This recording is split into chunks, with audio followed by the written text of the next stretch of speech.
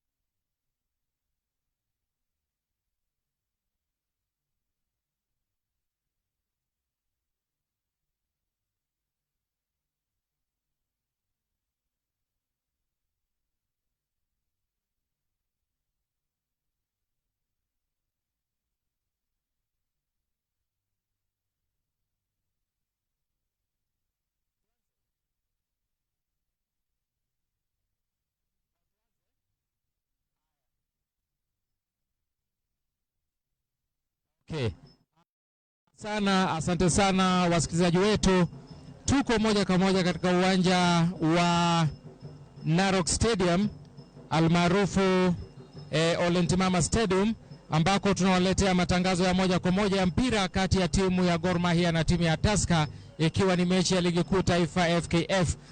Mie ni mtangazaji wako Milton Ochenja Black na tunaye mwenzangu hapa ni pande la raia mkala wa Mwamboze, na mpambano umeanza ikiwa sekunde chache zopita, huku ikiwa katika kikosi cha timu ya Gor Mahia kuna Matthew Gad, kuna Philemon Otieno, kuna Godfrey Ocheng, kuna Dennis Njire, kuna Joshua Unyango, Ernest Wendo, Austin Odhiambo, Alpha Unyango na Yanga Yai Sando pamoja na Peter Luasa na George Odhiambo kikamilisha listi ambayo iko uwanjani. Benchi lao likiwa na Caleb Otieno, Victor Ochieng, Paul Ochola, Boniface Omondi, Pamana Sochola na Samuel Onyango na vile vile Jule Ulimwengu na Omala. Upande wa Tusker tunaye goalkeeper Patrick Matasi, Daniel Saka. Iko vizuri ikiwa moja kwa moja inaanza pale na kijana mlinda ngome, wakati katika timu ya Gor Dennis anaisukuma kule upande wa pili, chukua mwenzake Joshua Unyango mpatia goalkeeper hapa kidogo kufanya masiara Gada hatari kule katika lango. Masiara haya ambayo anafanya Jaka Black hapa wamefanya masiara walinzi wa Gor Mahia hivi kwamba Tusker wanapata bao la kwanza kunako dakika ya 3 ya mechi. Tusker bao 1 Kogalo 0. Joshua Ibrahim raia wa Tanzania, huyu amewahi funga mabao 7 na kufikia sasa anatia wavuni bao lake la 8 ndani ya ligi kuu taifa nchini Kenya KPL. Ndivyo mambo yalivyo, mtazamaji na msikilizaji wa Ramogi TV na Ramogi FM, ikiwa matangazo hao napata moja kwa moja kutoka katika uwanja huu wa Ole Ntimama. Hapa mambo yameanza ndivyo sivyo, ndugu yangu Jaka Black. Ni kwamba Gor Mahia kufungwa mapema hivi kutawababaisha kiasi kwamba huenda wakakosa kuwajibika sana, lakini itabidi wawe makini sana upande wa ulinzi ili wasiweze kufunga mabao mengine mengi, manake timu hizi mbili zote zinawania taji ya ligi kuu ya taifa. Kila mmoja anatazamia kumaliza katika nafasi ya kwanza. Safi sana, twende kazi sasa. Kipindi tayari kinaendelea, inakwenda ngoma kule winga kushoto, tuko Joshua Ibrahim jaribu kutamba, lakini ngoma inakuwa nzito, ile inatoka nje. Itakuwa ni mpira wa goal kick ikielekeza katika lango la timu ya Tusker FC. Namuona Gor Mahia yule anaika mpira chini, maana alikuwa tayari lazima katika fikra zake anawaza na kuwazua yapi alitokea mpaka kupelekea bao lile la mapema sana katika lango la timu ya Gor Mahia. Kumbuka Gor Mahia hii mechi wanahitajika kushinda ili mradi wa kweli hadi katika nafasi ya 3, na timu ya Tusker wana ulazima wa kushinda ili waendelee kuleta pressure kwa timu ya Kakamega Homeboys, huku ikiwa tofauti ni alama 9 ilikuwa kuelekea katika mechi hii. Mpira kwa nyuma kule chukua goalkeeper yule Matasi ambaye pia amevaa bendi ya kapteni katika kikosi cha timu ya Tusker. Atakuja kuipiga ile kwa goli lake la shoto ambaye analiaminia zaidi. Piga ndefu inakwenda winga ile ya shoto kule. Rogers Uma ruka juu kwa kichwa lakini anajibiwa katikati na Wendo. Chukua katikati pale. Safi sana. Ngoma inakwenda katika winga ya shoto sasa. Jaribu kudhibiti lakini Philemon Otieno anaitwa nje. Haya. Mpira unakuja tena upande wa Gor Mahia. Unarejeshwa kwake kijana huyu Jogo Fiochieng. Katikati ya kiwanja pale wanakuja Tusker, lakini wanapokonywa pale, mpira unakuja katikati ya kiwanja. Kogalo wanajaribu kuja lakini mpira unatoka nje, unakuwa ni mpira wa kurushwa kuelekezwa lango la timu ya Tusker. Anarusha vizuri pale Geoffrey Ochieng katikati ya kiwanja, unakuja maeneo ya Tusker, unatolewa pale na Isaac Kipyegon katikati ya kiwanja, unarejeshwa katikati tena na upata tena ni Yango, anapiga taratibu pale, anao tena Kogalo anakuja Blackberry Odhiambo unazuiliwa pale na kijana piga mbele pale Geoffrey Ochieng anakuja, Kogalo anakuja Blackberry Odhiambo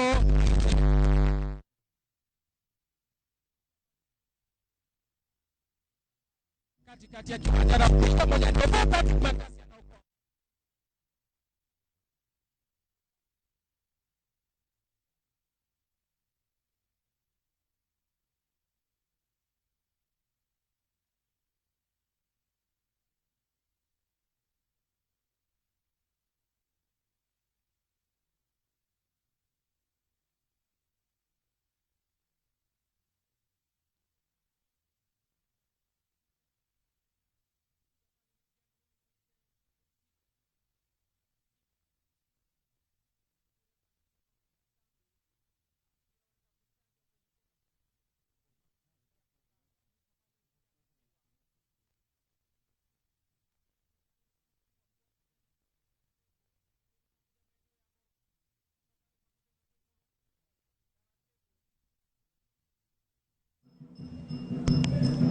Safi, asante sana mtazamaji na msikilizaji wa Ramogi TV na Ramogi Radio. Katikati pale kiungoni, chukua sasa kiungo wa timu ya Tusker mbeni Apollo anaisambaza upande wa pili kule, chukua Rogers Uma anaipeleka kwa beki shoto Isaac Kipyegon anaiweka juu pale, chukua Lawrence, jaribu chenga 1-2 lakini akataa, pewa Joshua Ibrahim, piga pale shuti lakini mpira unaambamba toka nje kule, inakuwa ni goal kikino katika lango la timu ya Gor Mahia.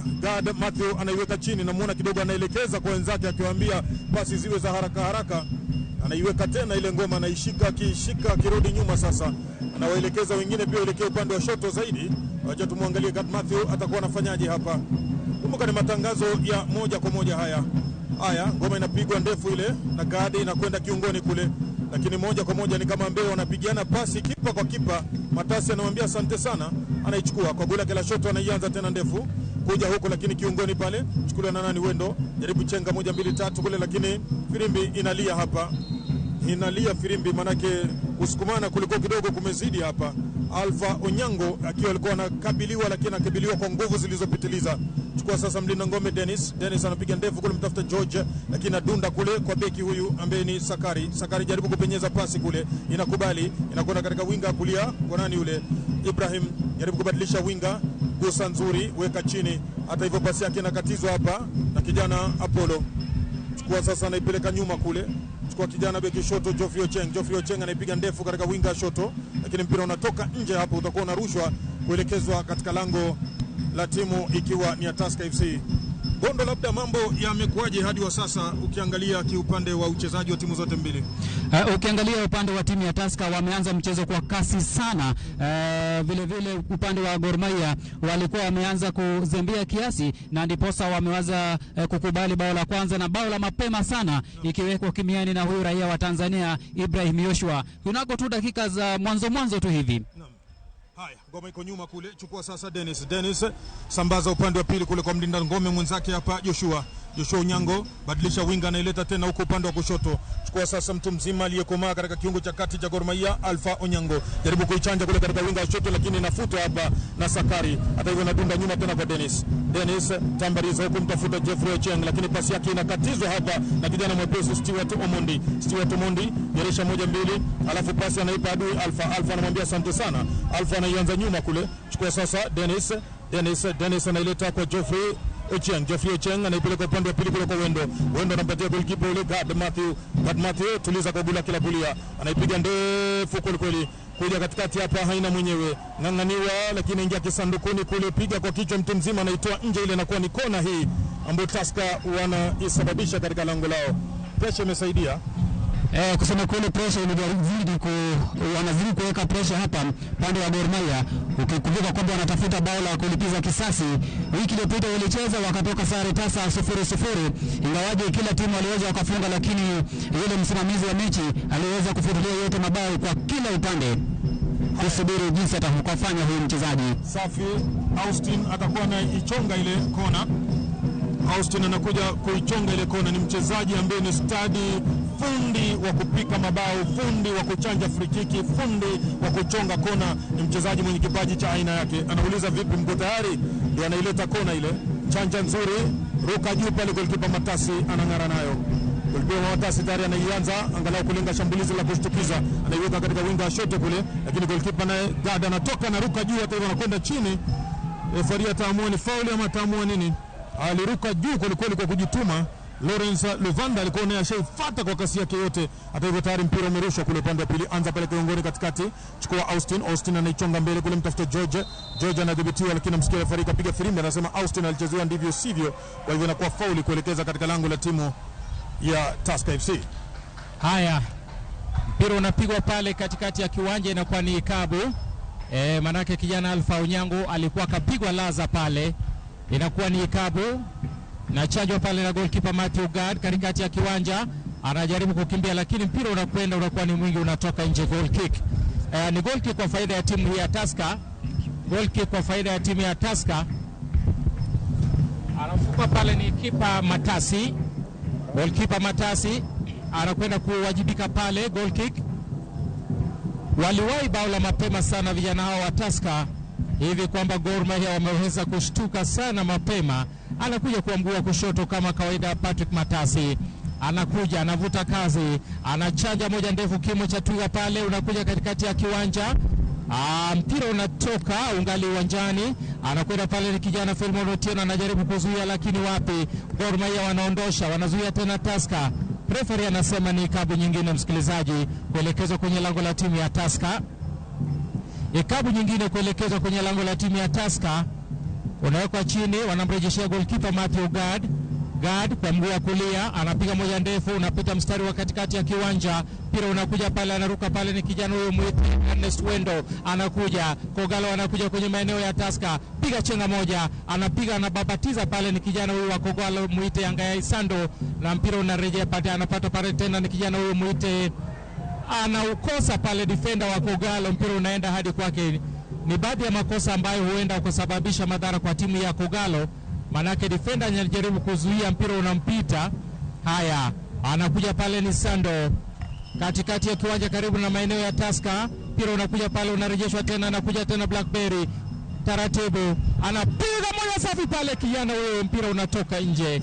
Jaribio zuri, manake unajua tena ukiwa nyuma na dakika kama hizi, basi una budi angalau kujaribu bahati moja mbili, ikiwa tunazungumzia dakika 13 zinakatika za mpambano huu, na bado ni kuwa timu ya Gor Mahia inajipata nyuma bao 1-0 dhidi ya timu ya Tusker FC. Goal kick ile. Haya, Matasi anakuja kwa mguu wa kushoto, Matasi anapiga moja ndefu, unapita, unavuka mstari wa katikati ya kiwanja. Kogalo anajaribu kurejesha kwa kichwa, anaruka tena pale kijana huyo muite Apollo Otieno katikati ya kiwanja. Ernest Wendo anakimbia pale ni kijana huyo nambari 10 Gor Mahia Peter Lwasa, anapiga pele mbele tena kumtafuta nani huyu. Kogalo anaingia kwenye maeneo ya Tusker, anapiga chenga moja, anatafuta kona huyu mchezaji wa Kogalo. Hakika ni mpira wa kurushwa, alijaribu sana Blackberry Odhiambo kutafuta kona, lakini unakuwa ni mpira wa kurushwa. Anakwenda kurusha ni Filmon Otieno. Filmon Otieno anavuta kasi, anarusha hadi katikati ya kiwanja kwake Sando rahia huyu wa Democratic Republic of Congo. Pia unatoka hiyo na kwani wa kurusha tena kuelekezwa kwenye maeneo ya Tusker. Hebu sikiliza, anakwenda kurusha tena ni Otieno. Anamtafuta Sando Otieno, anakuja Filmon Otieno mwenyewe. Piga chenga ya kwanza, pia unarejeshwa kwake Sando. Lakini anapokonywa pale na mchezaji Roger Souma. Haya, wanakuja Tusker kwenye maeneo ya Kogalo. Hatari kwenye goli ya Gor Mahia, hatari. Pira unapigwa pale, unatoka nje kona hiyo. Jaribio zuri kwa upande wa Tusker, shambulizi la kushtukiza, na Dondo unaweza kuona ni kwamba Gor Mahia kando na ile pressure wanaoleta kwenda mbele, tunaweza tukasema kwamba wasijisahau kujilinda. Bila shaka iwapo watakuwa wanajisahau tu hivi, basi mambo huenda ikawa itawaendea zegemege. Inabidi sasa yule kocha Spa aweze kuja na mfumo mwingine kama anatafuta ushindi. Ibrahim Joshua huyu ni mchezaji wa kuangaliwa sana, maana yeye ndio ameingia, nguvu anazo, mbio anazo, na ukiangalia mtu ambaye kidogo anafanana naye kimwili hapa ni Sando peke yake. Kona ile sasa inachongwa, inatoka tena, ile ngome itakuwa inaekwa wapi? Inaekwa goal kick kuelekeza katika lango la timu sasa ya Tusker FC. Angalau jaribio hili la kufunga goli ni afueni kwa Kogalo. Wanafaa watumie muda hii angaa kuweza kujitayarisha vizuri ili kuweza kukabidhi timu ya Tusker. Na ukumbuke vile vile uwanja ni kidogo sana. Safi, ngoma sasa inakwenda katika winga ya kulia kule. Jazo zuri kwa kichwa, lakini inafutwa na Isaac Kipiego. Inakuja katikati pale kiungoni kwa Wendo anaigusa tena upande wa Dennis anaondolesha potelea mbali, inakuja kwa Geoffrey Ocheng, dunda katikati pale, faida inayokotwa na Stewart anaiweka winga kulia kule kwa Roger Zouma na tamba, lete cross ile mwiba, lakini ngoma inakwenda juu kwa juu kule, inakwenda upande wa pili. Hata hivyo bado haijatoka, kontroliwa hapa na kijana Lawrence Luvanda, lete tena cross nyingine, lakini Geoffrey anaondoa kwa kichwa, juu kwa juu kule. Wendo jaribu kuikimbilia kuzuilia isitoke, lakini inatoka, itakuwa inarushwa bado kuelekeza katika lango la timu ya Gor Mahia. Naona wanapongezana hapa Stewart Omondi pamoja na Apollo Otieno kwa muunganiko wao. Hata hivyo mpira utakuwa unarushwa na Daniel Sakari ambaye katika timu ya taifa Harambee Stars namba anayocheza yeye pia Filmon Otieno anaitaka. Kwa hivyo ni kinyang'anyiro kwa kila mechi wanazocheza, tukiomba kurudi katika soka la kimataifa, kila mmoja ataonesha kiwango chake. Hata hivyo referee Zakaria Ashira anajaribu kutuliza munkari katika timu hii, manake Charles Momanyi ambaye ni mchezaji wa zamani wa Gor Mahia. Bila shaka hapa basi kuna mbinde, manake kuna kusukumana, na yeye ndo anakuwa muhusika mkuu pale kisandukuni. Mwisho anampiga kisukusuku yule, anampiga kisukusuku, anakwenda chini. Kuna mchezaji wa Gor Mahia yuko chini, nitamtazama kwa makini sana nijue ni mchezaji yupi huyo.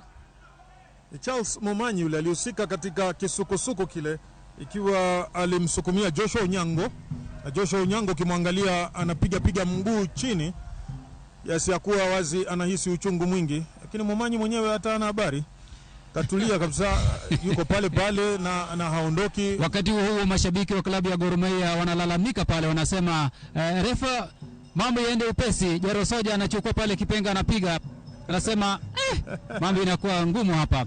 Sakari huyu mchezaji wa Damani pale wanajaribu kumkaba manake Momanyi ni mzuri sana kwa kufunga mabao ya kichwa. Kwa hivyo wachezaji wa Gor wanamfahamu. Tazama, nimetaja tu sasa hivi Momanyi na linatokea. Wananusurika Kogalo, msikilizaji. Momanyi anapiga kichwa safi sana, anaokoa Matthew Gad. Unakuwa ni mpira wa kurushwa tena.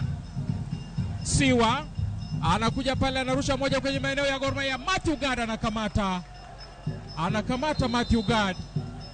Referee anasema Gad, anasema ni ikabu, anamuita tena Momanyi, anapewa onyo la mwisho. Momanyi, onyo la mwisho Momanyi huyu. Sijui Tobias Ochola, jua kali. Hadi sasa mechi ikoje, jua kali? Mechi si mbaya, lakini ukiangalia vile ilianza haikuanza vizuri. Gor Mahia walikuwa hivi ndio ikaleta hiyo shida. Kulikuwa na miscommunication wa mwisho na fullback, hiyo ikaleta shida. Baada ya kupoteza hiyo bao walikuwa wameangaliana. Kama kuna mtu angerecover towards the goal, hakuna vile Tusker wanafuta. Lakini pia walikuwa wanangoja referee apige. Hatari nyingine kwenye eneo la Gor Mahia, mpira unatoka nje. Wanangoja referee apige, ndio kulikuwa na knock kwa goalkeeper. Baadaye juu ukiangalia Tusker wanakuja na nguvu yote. Juu ni wamepata watu wa Gor Mahia wameogopa. So Gor Mahia lazima wabadilishe mbinu yao ya kucheza. Waende kama wanaume. Kama sivyo watapigwa bao zingine hapa haraka. Haya, gwiji huyo legendary kama unavyomsikia wa Gor Mahia, maneno mazito hayo, na Gor Mahia lazima wajipange hapa. Haya, twende zetu. Haya, inakuwa ni kabu nyingine kuelekeza kwenye lango la timu ya Tusker. Anakwenda kupiga pale ni kijana huyo muite Peter Luasa. Peter Luasa anapiga pale kwenye mpira unatoka nje, msikilizaji, goal kick. Anapiga moja ndefu na papa unatoka nje. Anapiga mithili ya mchezaji anayepiga mpira wa raga, unatoka juu kabisa. Anakwenda kuchanja pale ni kijana huyo muite Matasi, aliyekuwa goalkeeper wa Harambee Stars. Anakuja pale, wakati mmoja akachezea St George's kule Uhabeshi. Mpira umepigwa pale katikati ya kiwanja, anautuliza hatari kwenye eneo la Gor Mahia, unatolewa pale. Anakuja tena ni kijana huyu Austin. Wanakanyagana wendo pale, lakini refa anasema mpira uendelee. Anauchukua tena Matthew Gad. Mpira uko mwingi sana upande wa goalkeeper wa Gor Mahia.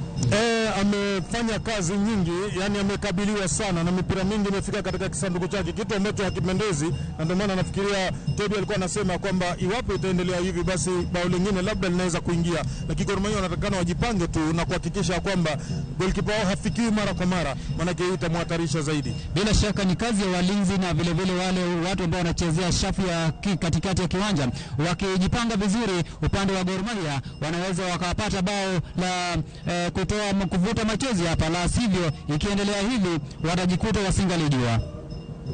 Haya, unakuwa ni mpira wa kurushwa tena, anakwenda kurusha ni Filmon Otieno anarusha pale kumtafuta, lakini unapigwa mpira wa kichwa na kijana huyu wa Tusker. Unakuwa ni mpira mwingine wa kurushwa, anakwenda tena kurusha ni kijana Filmon Otieno, wakati moja akichezea Harambee Stars.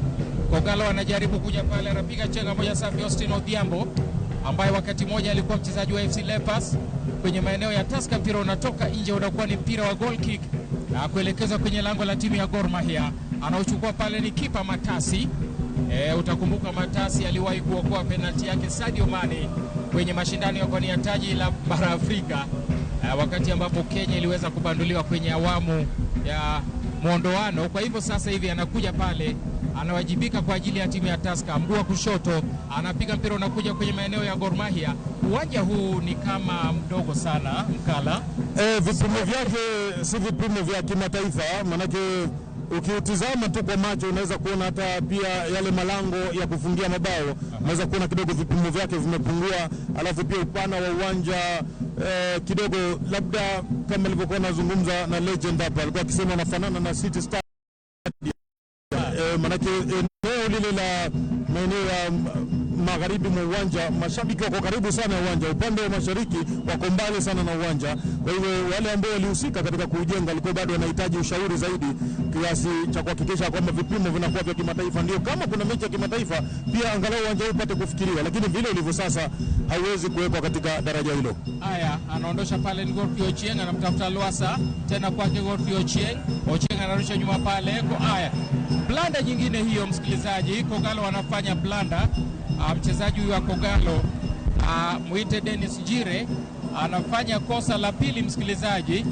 Itabidi Gor Mahia waangalie sana, manake mchezo uliopita hakucheza kama mchezaji wa kwanza. Anakuja pale Odhiambo Blackberry anapiga pasi moja ndefu, anakimbia Matasi, anapokea kama sadaka. Haya, anaurusha mbele pale Matasi, mpira na yuko kwenye nafasi ya 4 miongoni mwa wale ambao wamefunga mabao mengi, ikiwa Clifton Mieso anaongoza kwa hivi sasa, akifuatiwa na Oluoch Francis wa Kariobangi Sharks. Na ukumbuke amefunga bao la 8 kufikia sasa, bao lake la 8 amefunga leo. Na ukiwatazama makocha kwa upande mwingine, Spa akisimama, Matano anasimama. Turudi uwanjani. Haya, twende kazi. Kuna free kick hapa sasa, itakuwa inachongwa kuelekeza katika lango la timu ya Gor Mahia. Inawekwa kushoto kule kwa Kipiegon leta, lakini Geoffrey Ochenga anaiondoa kwa kichwa. Dunda katika pale kiungoni kwa Luasa anapatia Wendo gosa nzuri kule, chukua Blackberry, lakini Firimbi inalia tena hapa. Firimbi inalia hapa, nasema alikuwako amejenga kibanda katika eneo ambalo halikubaliki na serikali ya kaunti ya Narok. Simba mwenyewe kule kocha Matano analalamikia na kufokea sana wale wachezaji wake wa nyuma, anasema mcheze mkifuata zile sheria nilizowapatia. Haya, namuona lakini jaribu kudhibitiwa hapa na Caroline Wanjala ambaye yeye ndio refari wa akiba katika mechi hii. Ngoma inakwenda mbele kule, chukua Blackberry mtafuta Austin kule, lakini ngoma inakatizwa na Isaac. Hata hivyo anakwenda kwa Luasa, lakini juu kwa juu kule anaondosha kwa kichwa hapa kijana huyu katika timu ya Tusker ambaye ni Daniel Sakari. Dunda kule anakwenda winga kushoto, lakini ngoma tena inahesabiwa kwa kautea huyu Joshua. Inaanza hapa kwa Gad Matthew kwa goli lake la kulia, anaichonga ndefu ile, inakuja katika winga wa shoto, lakini hakuna mtu.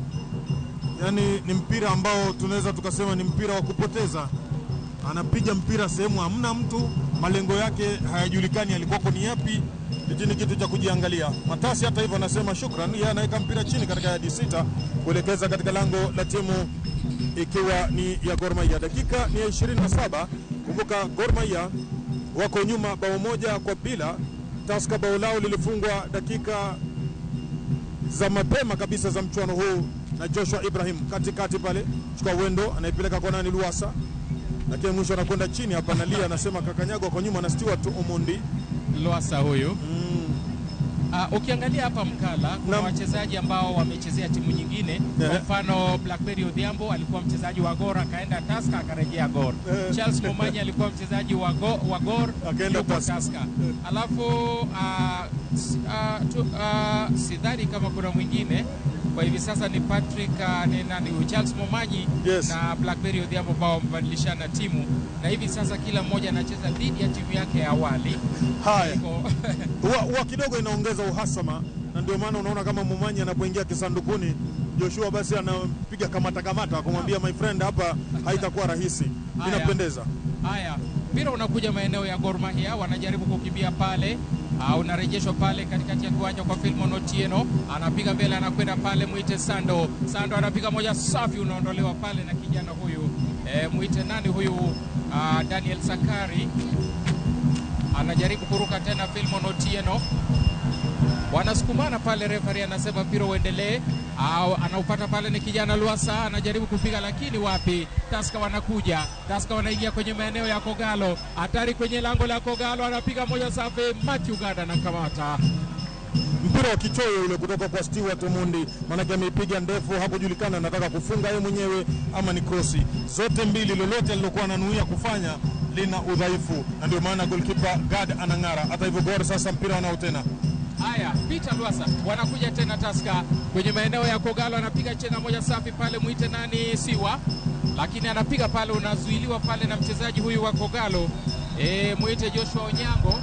Refa anasema kuna ikabu kuelekeza kwenye lango la Tusker, anaweka pale chini ni Onyango Joshua Onyango kwa mguu wa kulia, anakuja anavuta kasi, anachaja moja ndefu, kimo cha twiga, unamtafuta pale Blackberry Odhiambo, hakuna mtu, mpira unaondoshwa kwenye mguu wa kushoto, anaupata pale ni kijana huyu Dennis Jire. Ernest Wendo wanakabiliana pale na kijana huyu, lakini referee anasema ni ikabu kuelekeza kwenye lango la Gor Mahia. Ernest Wendo anaachilia huo mpira, unapigwa pale na kijana huyu muite Apollo Otieno. Wanajaribu kuingia pale vijana wa Tusker, piga moja safi, hatari tena kwenye eneo la Kogalo, piga pale kichwa, anaondosha pale ni kijana huyu Dennis Jire. Mpira unarudi tena kwenye eneo la Kogalo, anaondosha pale Filmon Otieno, muite nani huyu Ernest Wendo anapiga moja safi, unapigwa pale kwa kichwa na Sando anakwenda pale ni Peter Luasa anapiga chenga moja Luasa, hatari nani huyu, hakuna mtu, unaondoshwa pale kwa kichwa na kijana Christopher Orochum, hatari tena, anajaribu kupiga pale Luasa, ni kama kaunawa mpira huo Luasa. Referee anasema ni ikabu. Ochola, jua kali vipi mpaka sasa? Mpaka sasa kuna shida mingi sana kwa hii kiwanja. Tusker ukiangalia vile wamejipanga, kocha wameweka wachezaji ni light wako na mbio.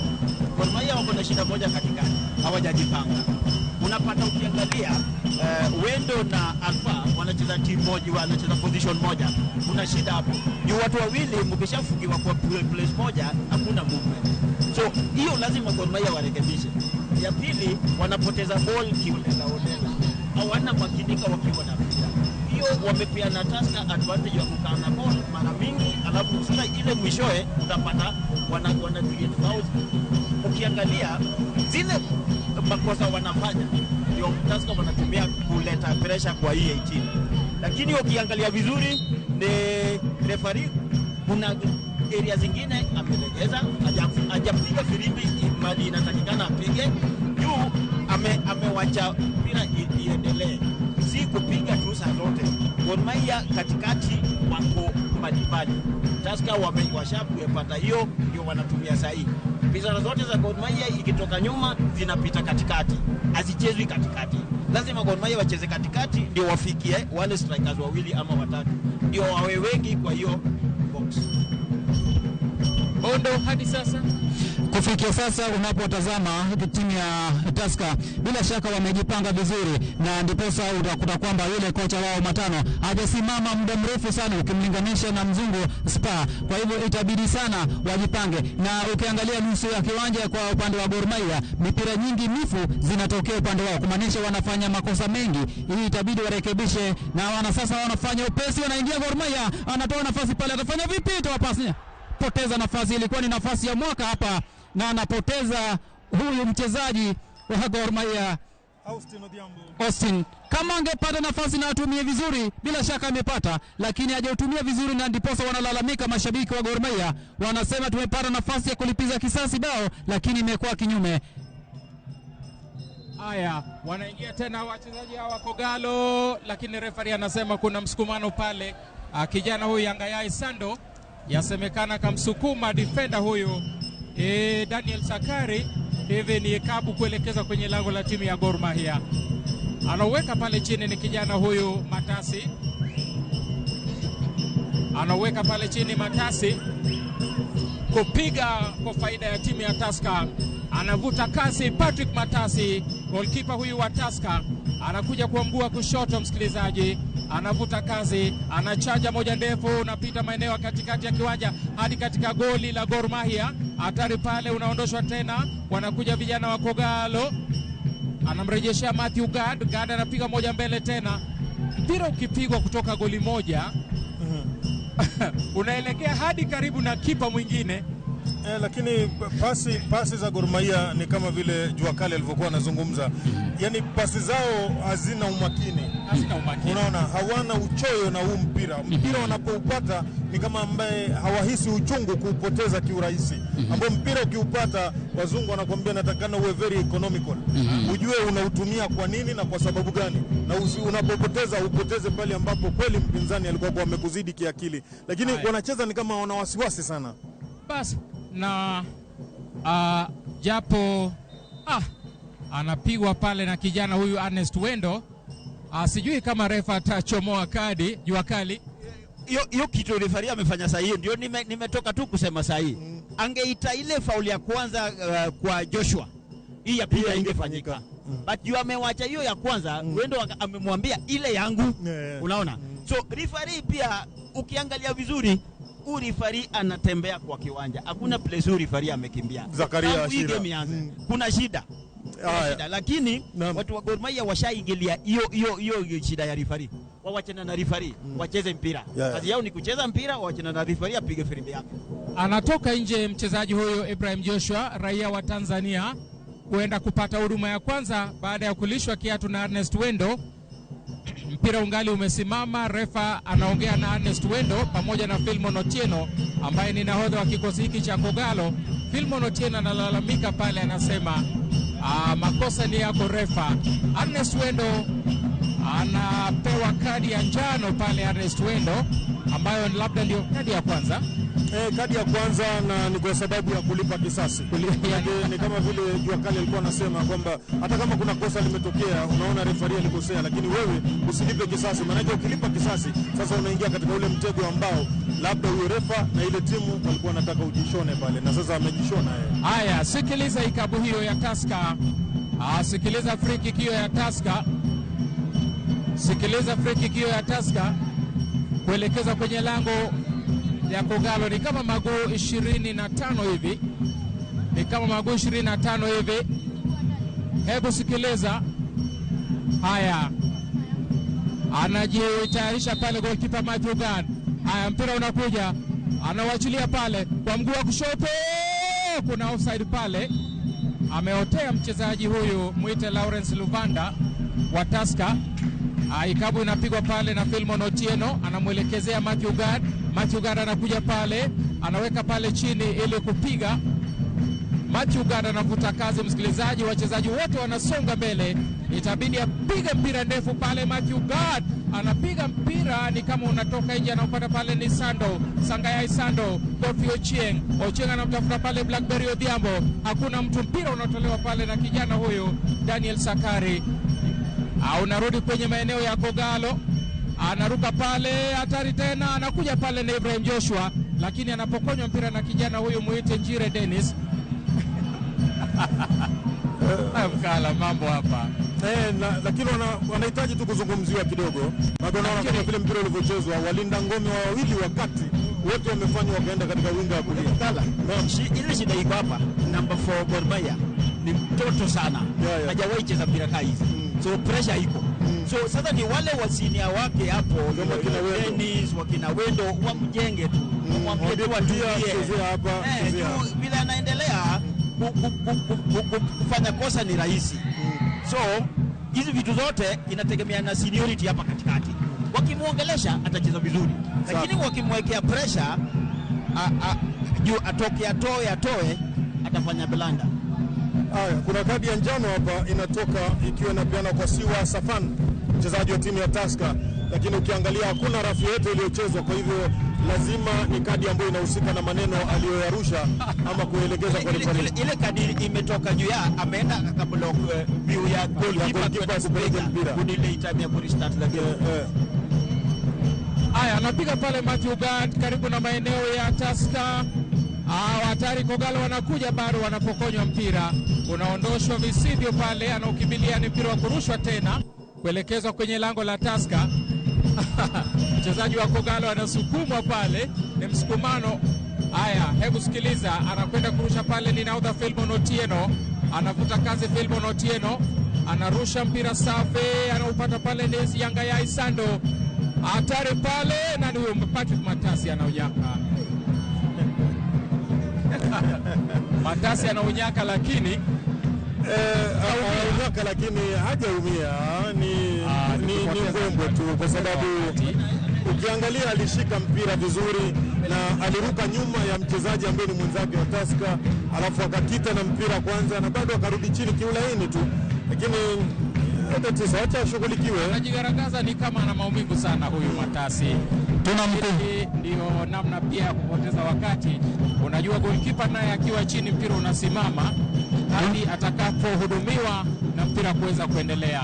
Bao moja kwa upande wa Tusker, mfungaji akiwa ni Joshua Ibrahim, raia wa Tanzania. Idadi ya mashabiki ambao wamehudhuria mechi hii,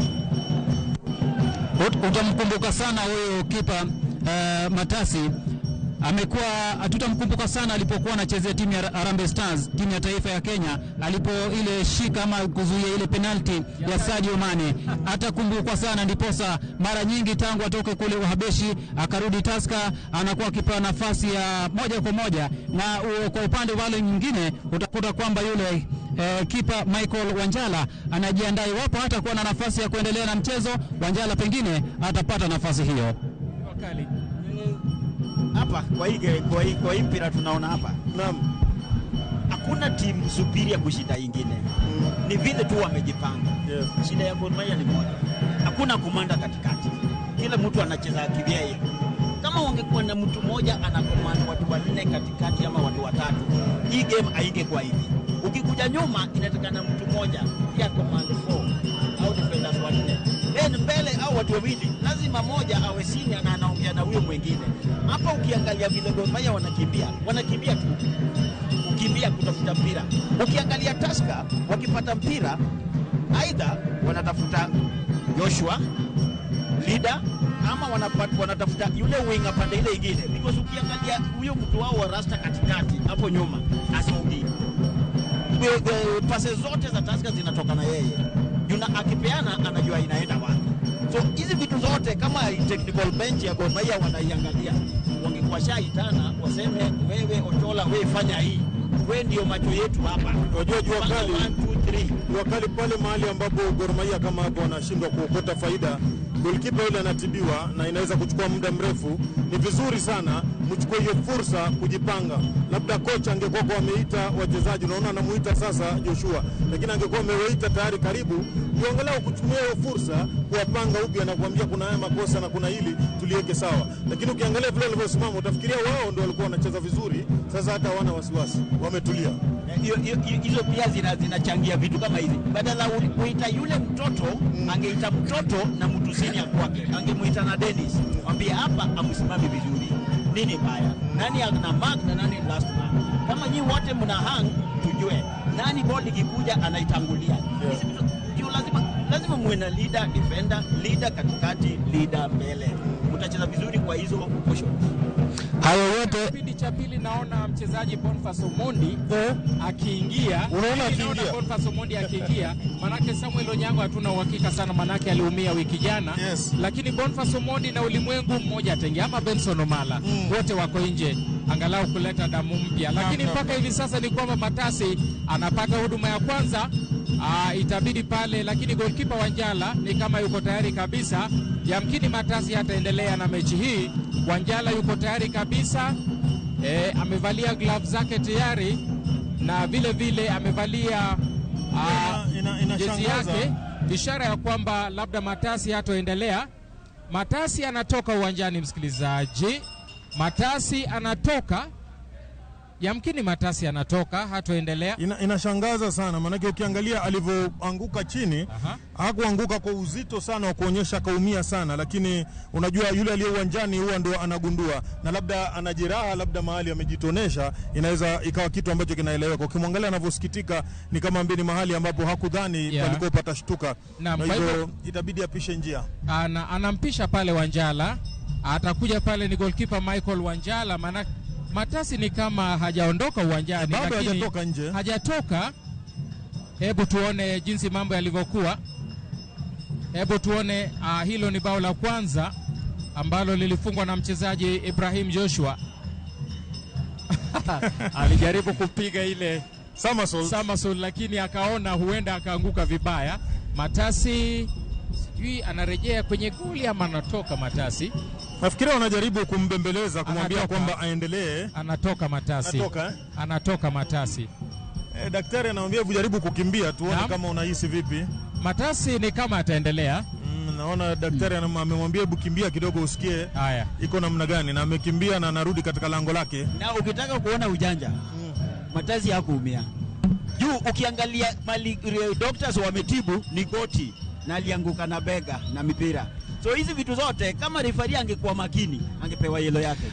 Mwenzetu Makala aliweza kueleza haya na ndiposa akaona ujanja wa mchezaji, na nilikuambia mwanzo wa mchezo, hii ni mchezo wa ujanja. Sasa itabidi timu pande moja ajue nani ako na ujanja zaidi, na hii mechi itashindwa kwa sababu ya ujanja. Sasa refa anashauriana na Matasi na Blackberry Odhiambo, manake nafikiri Blackberry anamwambia huyu jamaa sawa, lakini mimi sidhani kama alikuwa ameumia. Matasi anaendelea, msikilizaji. Goalkeeper ndio huyo anaanza kuvaa nguo zake, anajitayarisha bado, lakini Matasi anaendelea. Anapiga goal kick pale Matasi, mpira unakuja katikati ya kiwanja pale, unatulizwa pale na mchezaji wa Kogalo, unatoka nje. Referee anasema kasukumwa mchezaji wa Kogalo. Inakuwa kwamba ni ikabu tena kuchanjwa kuelekeza kwenye lango la timu ya Tusker. Anakwenda kuchanja pale, muite nani huyu? Anakwenda kuchanja, lakini mpira dakika 45 za kwanza ni kama zimekatika. Tuone wanaongezwa dakika ngapi. Ni kama wataongezwa takriban dakika 4. Hatari kwenye eneo la Tusker, lakini nani yuko pale? Piga pale Godfrey Ching, mpira ulikuwa umetoka nje. Refa anasemaje? Hauko umetoka. Kwa hivyo ni goal kick. Ni mpira wa kurushwa, ulikuwa umetoka. Tusker wanarusha mpira kuelekezwa kwenye maeneo ya Gor Mahia. Anarusha safi pale, nani huyu? Hakuna mtu. Anakuja tena, anapiga chenga moja pale, unaondoshwa pale na mchezaji wa Tusker kwenye maeneo ya Kogalo. Hatari kwenye eneo la Gor Mahia. Anakuja pale, anaanguka tena. Blackberry wanaachilia mipira Gor Mahia. Peter Luasa katikati ya kiwanja na shapo konywa. Pia pale unapigwa pale na kijana Isaac Piegon. Anaongeza hatari kwenye eneo la Gor Mahia. Hatari. Nani huyu? Referee anasema kuna msukumano pale. Hivi dakika 6 za nyongeza zinawekwa kwenye mchezo huu. Nafikiri Matasi alichukua muda mrefu sana. Alichukua muda mrefu sana, na wajua ni goalkeeper ule, na goalkeeper anapoumia inachangia ule muda ambao utaongezwa. Kwa hivyo ni stahiki kabisa. Hizo dakika 6 ni sawa kabisa kuziongeza, lakini dakika 6 ni zako. Safi, asante sana Jaka Black. Kwa hivyo mpira kule upande wa pili utakuwa unarushwa na Philemon Otieno, captain huyu katika kikosi cha timu ya Gor Mahia. Anakuja kuirusha pale kiungoni.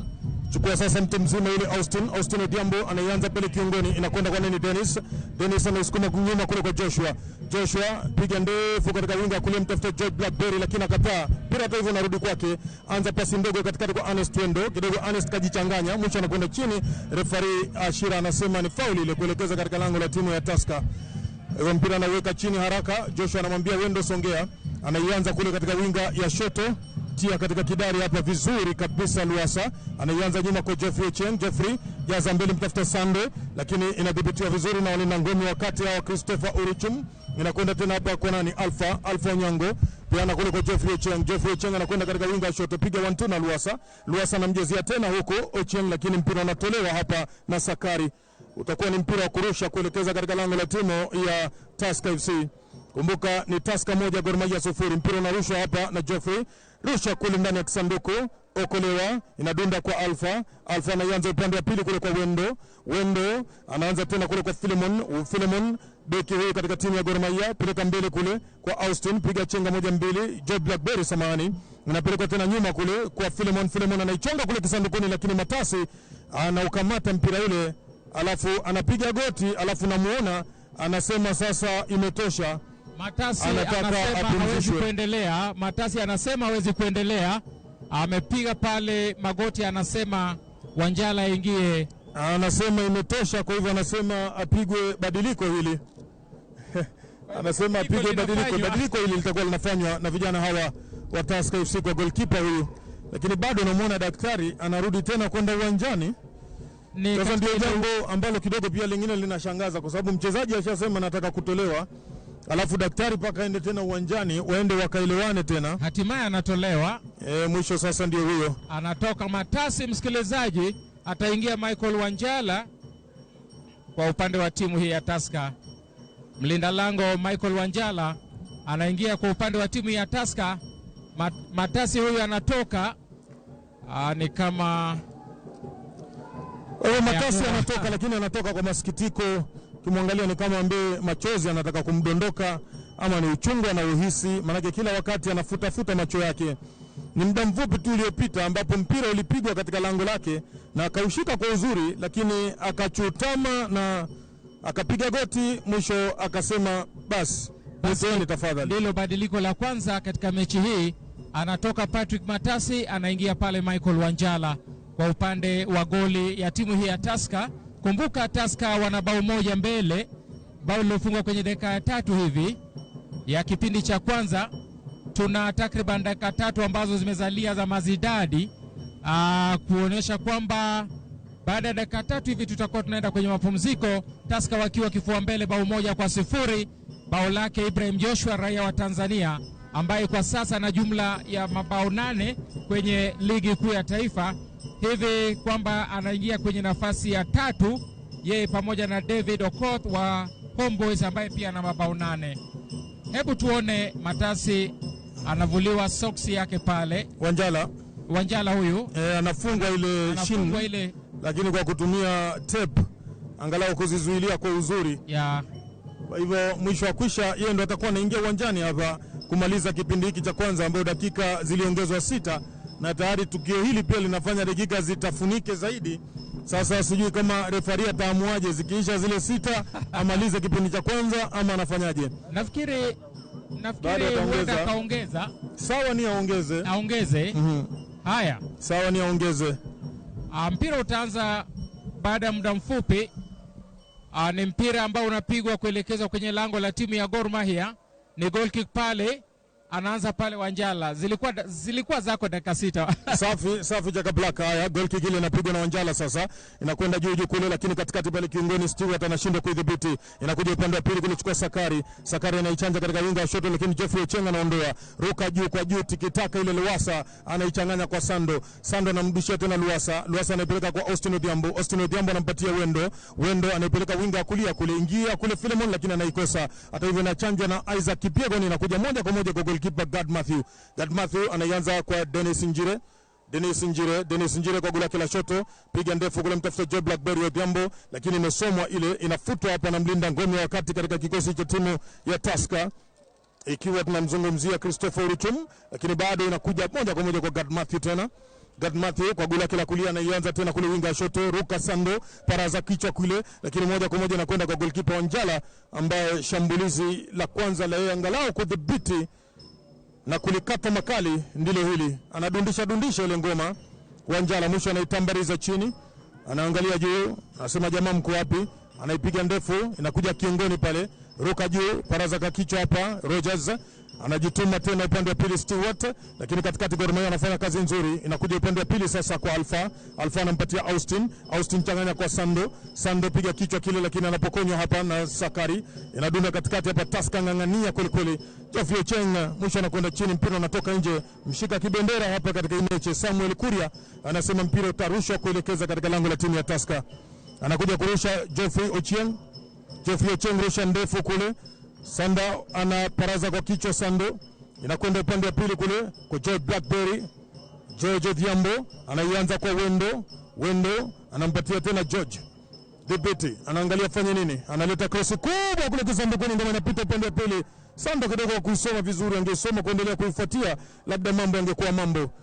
Kumbuka ni mechi ambayo unaisikiliza pia ndani ya Ramogi FM na pia unaitazama moja kwa moja katika Ramogi TV na Citizen Digital App, ikiwa ndani ya bomba la matangazo haya. Niko mimi pande la Raia Mkala wa Mwambozo na wenzangu niite Milton Jaka Black, mwenzangu hapa na David Bondo ambaye kidogo anashughulikia mambo mengine kwa hivi sasa.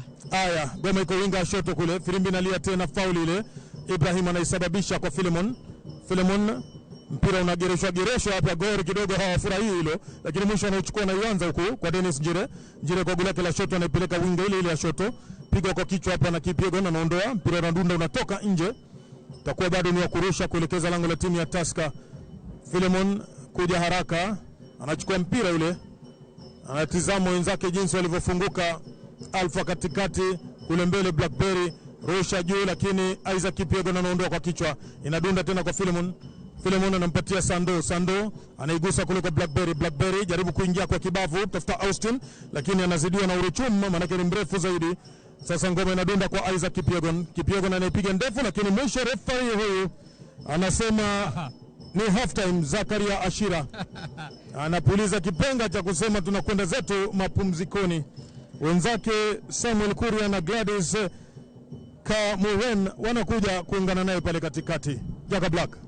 Naam, itabidi tena niongee lugha ya nyumbani kidogo ili tuweze kumaliza, ili tuweze kurejea studio kwa wenzetu ambao labda watakuwa na mengine ya kusema. Kwa hivyo kidogo Tobias Ochola opira urumogola chiel kwa mnaonae first half kendo warito second half. Team Tusker emotelogi thuoloni. Okangeni duto teki neno general overview opira ne chalade first half. General overview ukiangalia vizuri onge pogruok e kind timbe ariyo. Any mistake mane Gor Mahia otimo emano kelo gol.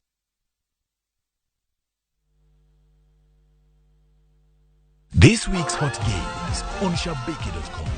Play your favorite teams at Shabiki.com for big winnings. Go Shabiki. Strictly not for persons under the age of 18. Betting can be addictive. Play responsibly. Shabiki.com is authorized and regulated by the BCLB. License number 305. Shabiki.com.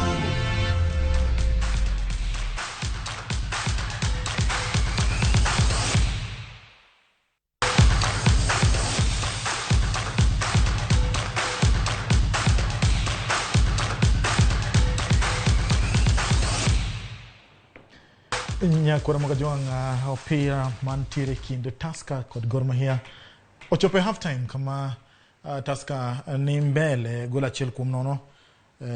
Opira no mano loe dakika mokwongo Nyakura Magajuanga kidonje shabiki sani Gor Mahia osemi od mar 10 matina ni Tusker nyalo go kogalo ka Tusker ni od mar 1.3 ka draw en 4.0 koro kinyalo keto ne club no wako galo mondo yud loch Nyakura Magajuanga en nyaka sani en od mar 10 kiketo mana bich kende tom bwana to ginaneno ka bro biro yo makari neno first half aneno Stefano Yugiolo ne Tusker bao dakika mokwongo kampira ko kachakore ma kachonte to wacho ni inyalo ketho ni ne pok wachako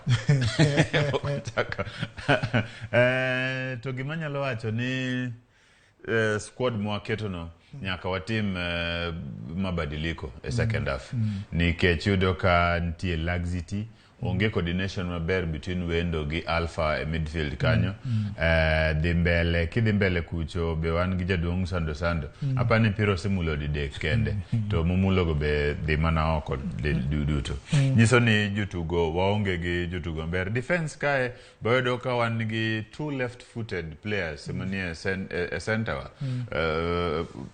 okan pokaneno ka gi coordinate maber back number 4 gi number beach bedo gi two left footed players as center halves tech kabisa koro pap be okonywa maduong kabisa nikech pap be chalo mana puoth rabon kabondo koro gik moko te ok tukodo maber lakini pab ni ma Tusker be goche koro nyaka wan be wangi kaka wadhi mbele mostly from diere ka dhi mbele kanyo joloywa Blackberry yudo ni gocho kende maybe yudo ka chances ma en go kako chiu pass tech Austin osibedo katemo lakini sana mbele sando kanyo kane ka wan gi jatugo kuom sa midfield mar Gor Mahia king'iyo Wendo ok odok chien sana ma iyo nyaka joloyo Lwasa Giri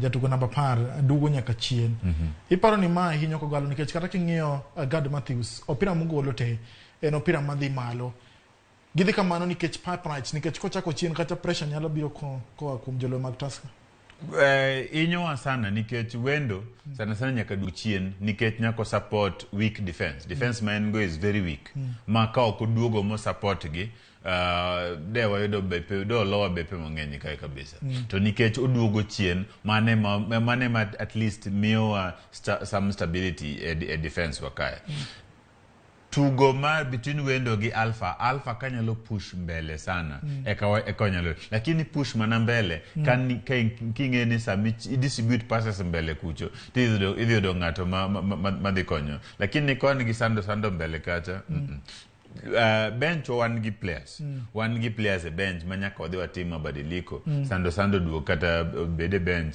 o kodo kata pro box madhi gi tong Uganda odog go Uganda gino Boniface Omondi en jatugo ma king'iyo to en gi ng'wech en gi stamina onyadundo onyalo kelo lokruok e tugo pod bench kanyo bentire Samuel Onyango ma game mokalo no ido hinyruok sani no chake bench iparo ni gin jotugo kaka Jules Olimengo Gere nyalo loko tugo mar Kogalo nyalo loko tugo mwango kabisa nikech king'iyo Omala Boniface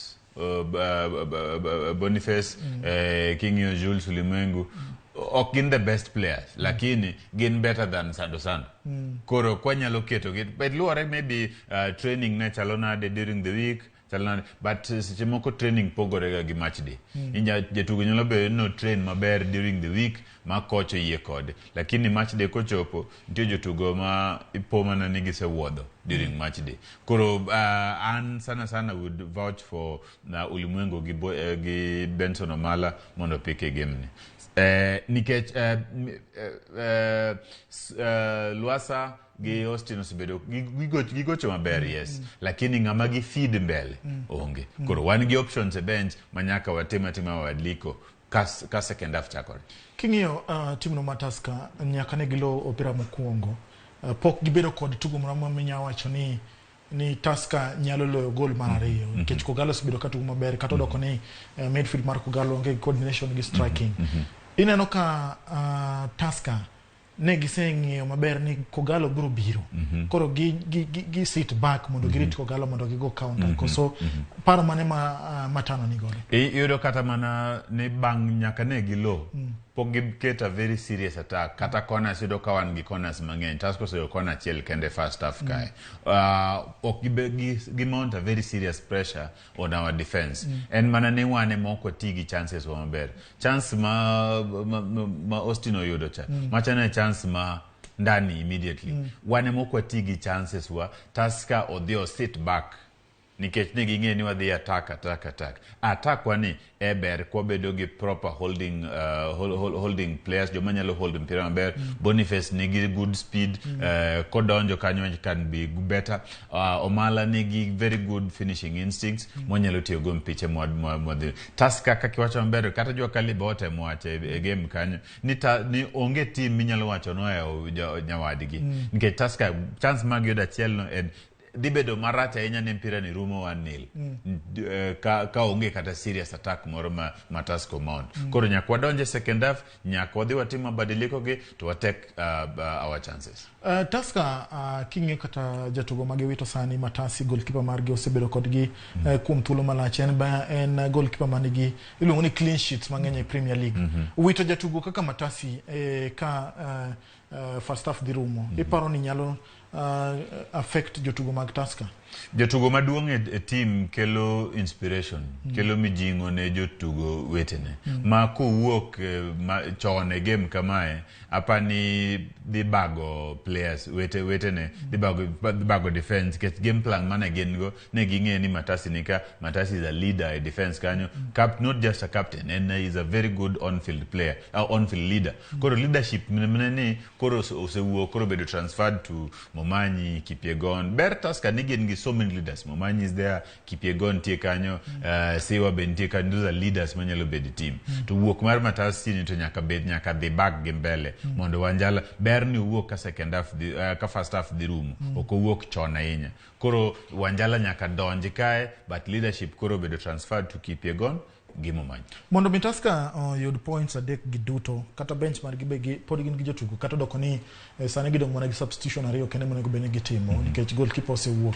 Matasi se gitimo substitution mokwongo iparo ni time wasting mag ne gichako ka first half rumo ni nyalo konyogi de konyogi kabisa mane gima de konyogi yudo ni most teams kiselo goal achiel no you sit back nikech pap berach pap bugni pap karach kamano you just sit back de konyogi kabisa nikech mane kaka ginyalo loyo nikech pok aneno any serious attack magise mount mpira ni koro bang goal achiel any coach will sit back nyakoro mogo jonge omi thuolo mar twak kodwa SMS magwa kata ote machuoke marwa mar ariyo adek auchiel no nyiso ni to ineno ka Kogalo dhi chalo nade nikech ng'eni first half to serumo second half chakore kuom dakika machuok aneno tweet Facebook marwa mar Ramogi min Zonia wacho ni oneno maler ka entiere county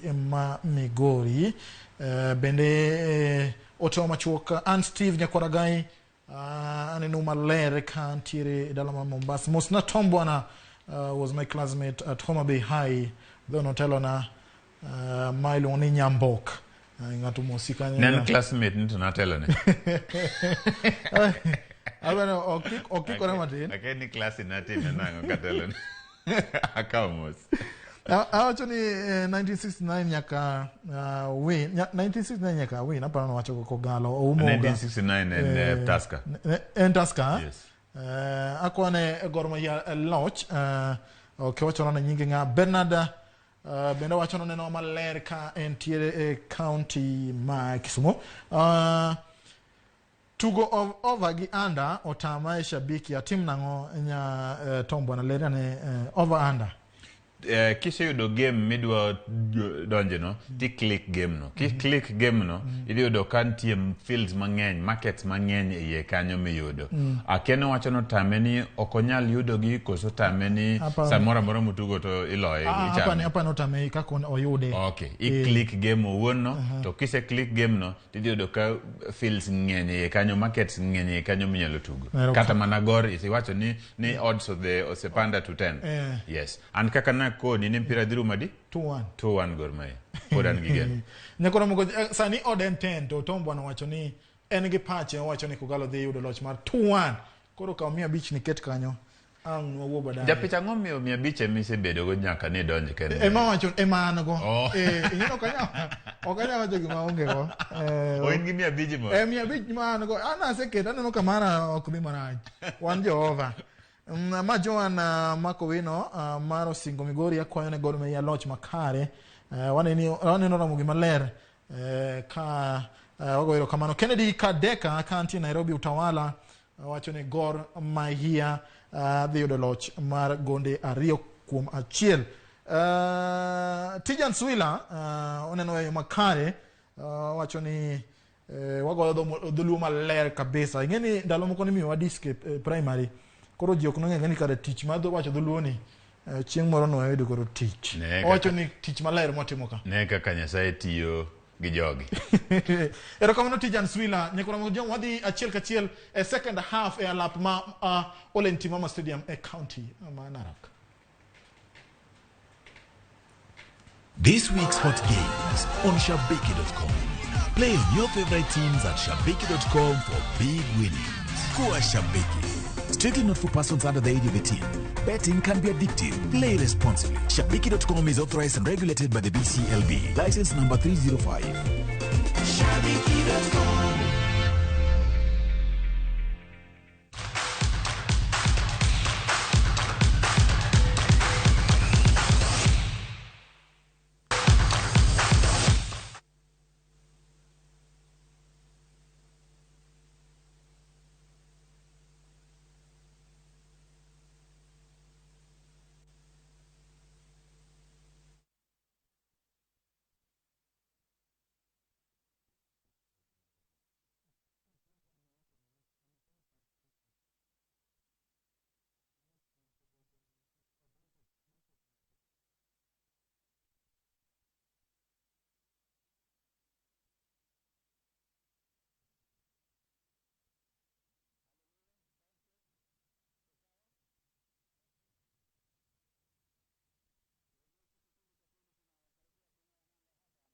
Baada ya kipindi cha kwanza timu ya Tusker FC kuweza kupata bao la mapema sana kupitia kwa Mtanzania Ibrahim Yoshua.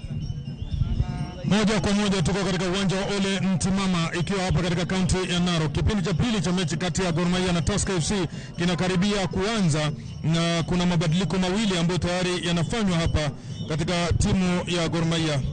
Jezi nambari 22 na 27 ikiwa wanaingia uwanjani, jezi nambari 22 na 27 watakuwa wanapenya uwanjani hapa. Mabadiliko haya ambayo yanafanywa na timu ya Gor Mahia. Mkala kama nilivyokufahamisha kwamba Boniface Omondi angeingia pamoja na Benson Omala. Ni kweli wameingia. Nilibashiri. Timu ni yako, unajua ndani na nje, unajua bedroom na sitting room wewe. Kwa hivyo na Tusker pia na mabadiliko matatu wanafanya. Tusker pia na mabadiliko matatu wanafanya. Jezi nambari 30, 26 na 13 ikiwa ndio yenye kupenya hapa. Cha tuone kuna Njuguna atakuwa anaingia katikati pale. Njuguna atakuwa anaingia katikati na Njuguna anamtoa kijana jezi nambari 13 katika kikosi cha timu ya Tusker FC. Mwana referee Zakaria huyu atakuwa anaanza mpambano huu anytime sasa. Haya msikilizaji, mpira unaanza tena. Unaelekezwa kwenye lango la Kogalo, anakuja pale anaondosha Ernest Wendo. Piga moja safi pale kumtafuta pale Blackberry Odhiambo. Mpira unarudi pale unaondoshwa pale na mchezaji huyu 26 mgongoni, muite John Juguna ambaye kaingia hivi sasa, nguvu mpya John Juguna. Blackberry anakuja na mpira. Blackberry anasukumwa pale, referee anasemaje? Anasukuma mchezaji wa Kogalo kwenye ataro. Bado nani huyu? Wanakosa bao Kogalo. Unaondosha pale na mchezaji wa Tusker huyu, muite nani huyu Momanyi. Imekuwa ni kizaazaa kwenye lango la timu ya Kogalo, lakini ndivyo hivyo, maguu yamechanika na bao likakosekana msikilizaji. Katikati ya kiwanja anakuja tena ni kijana huyu, muite nani huyu? Tusker wanaingia, wanapokonywa mpira, anaochukua pale ni kijana huyu, muite nani? Anapiga pale mbele, hatari kwenye lango la Tusker. Wanakuja Kogalo, piga nje, piga moja safi pale, mpira unatoka nje. Muite kijana huyu Jules Ulimwengu. Nani huyu? Ni Boniface Omondi ambaye alivurumisha kombora lile. Boniface Omondi, nilimtaja kijana huyu Boniface Omondi ambaye anajulikana sana kufunga mabao hasa wakati wanapocheza na timu ya Leopards. Haya, hebu tusikize anasemaje refa. Inakuwa ni refa anasema ni goal kick. Anakwenda kupiga kuchanja pale, ni Wanjala, Michael Wanjala wa Tusker. Anakuja kupiga mpira kwa faida ya Tusker. Anapiga moja safi, Wanjala anapiga mpira wa chini kwa chini. Unaondoshwa tena pale na kijana huyu wa Tusker, muite Isaac Piegon. Unaenda hadi kwake goalkeeper Matthew Gad hapotezi wakati, anapiga moja safi mbele pale kwenye maeneo ya Tusker. Wanakuja tena Kogalo, anapata tena kijana huyu, anapigwa kiatu msikilizaji, analishwa kiatu. Kipiegon anamlisha kiatu pale Boniface Omondi. Kipiegon anamlisha kiatu, itabidi apewe kadi. Kipiegon huyu anacheza visivyo, ameumia sana kijana huyu, nguvu mpya, ameumia sana kijana huyu, nguvu mpya Boniface Omondi. Dakika 3 tu baada ya kuingia uwanjani anakanyagwa, itabidi refa achomoe kadi ya njano. Kipiegon anafanya visivyo hapa. Wanashauriana na assistant referee,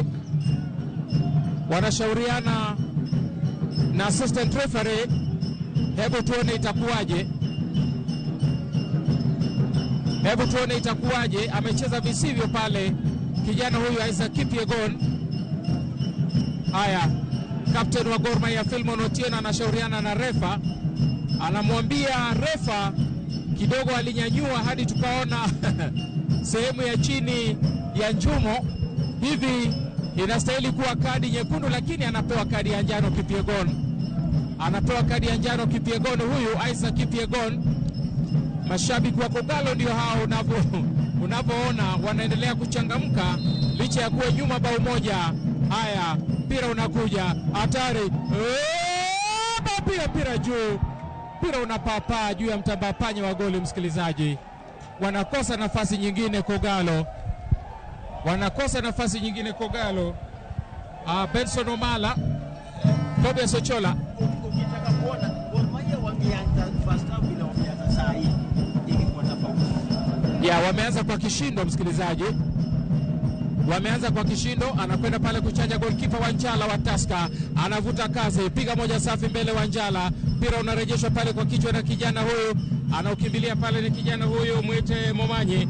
Chris Orochom anapiga tena safi. Kogalo wanajaribu kupenya, Tusker wanakuja kwenye eneo la Kogalo. Unaondoshwa pale tena na kijana Ernest Wendo, anautuliza. Wendo anapiga mbele, anamtafuta pale kijana nambari 7 Austin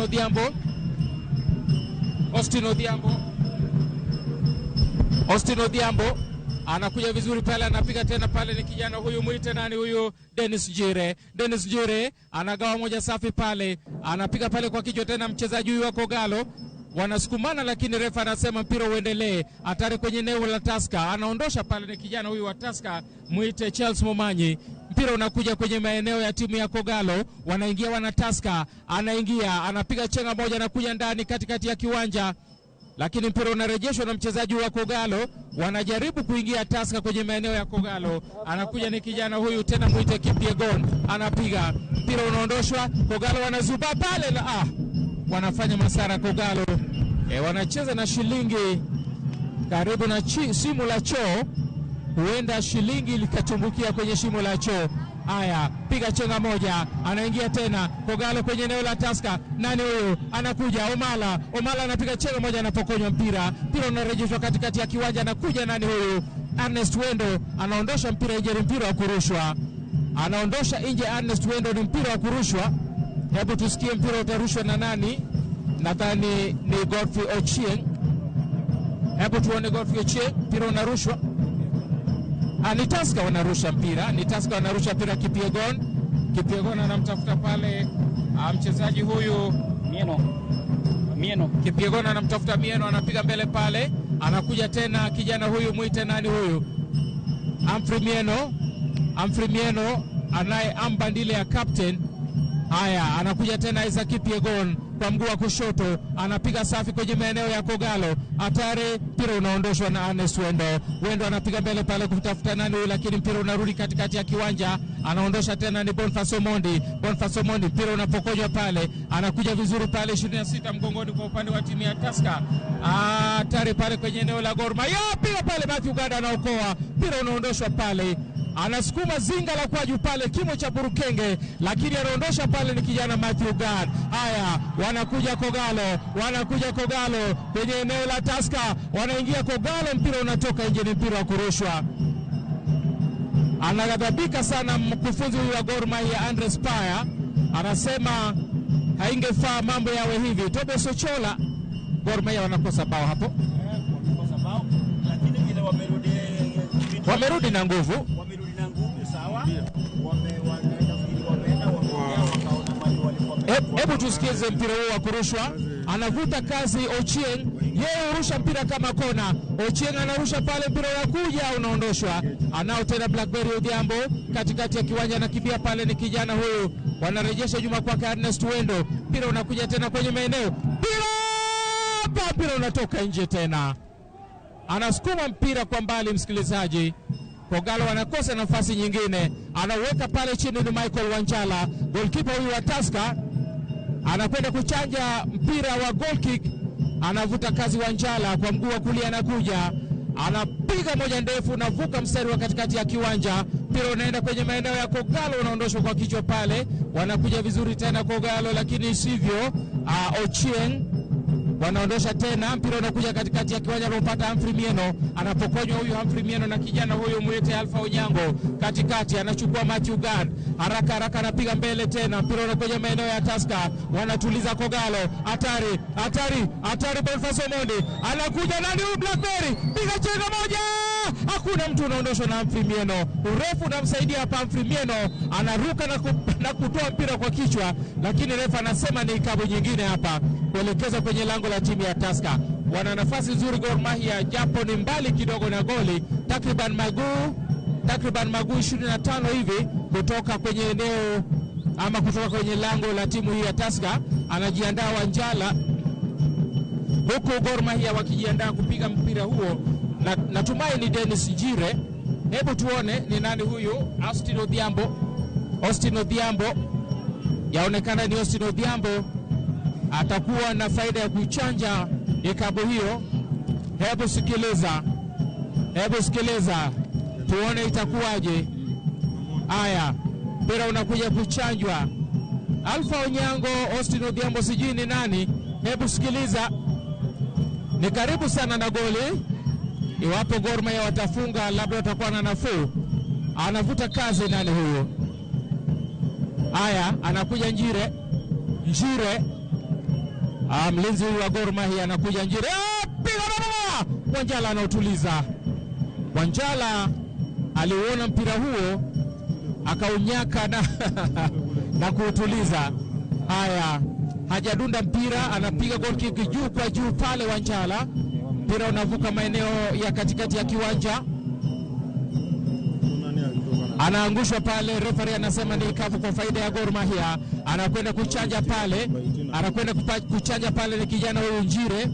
Unarejeshwa nyuma, anakuja kuchanja pale, ni goalkeeper anamwachia Matthew Gad kwa mguu wa kulia, analeta mbele Matthew Gad. Mpira unakuja pale, unarejeshwa pale na Fimieno katikati ya kiwanja, unarudi tena pale. Nani huyu? Anapiga chenga moja safi, lakini anaupata pale 11 mgongoni kwa upande wa timu hii ya Tusker. Mwite Lawrence Lufanda anakuja tena katikati ya kiwanja, anapokonywa pale na Gofi Ochieng. Ochieng anamwandalia Alpha katikati ya kiwanja, anamtafuta pale Blackberry Odhiambo. Odhiambo anapiga mpira unababatiza, unatoka nje, unakuwa ni mpira wa kurushwa. Haraka anarusha Filmon Otieno anarusha katikati ya kiwanja. Nani huyu? Umezuiliwa tena, unakuwa ni mpira wa kurushwa kuelekezwa lango la Kogalo.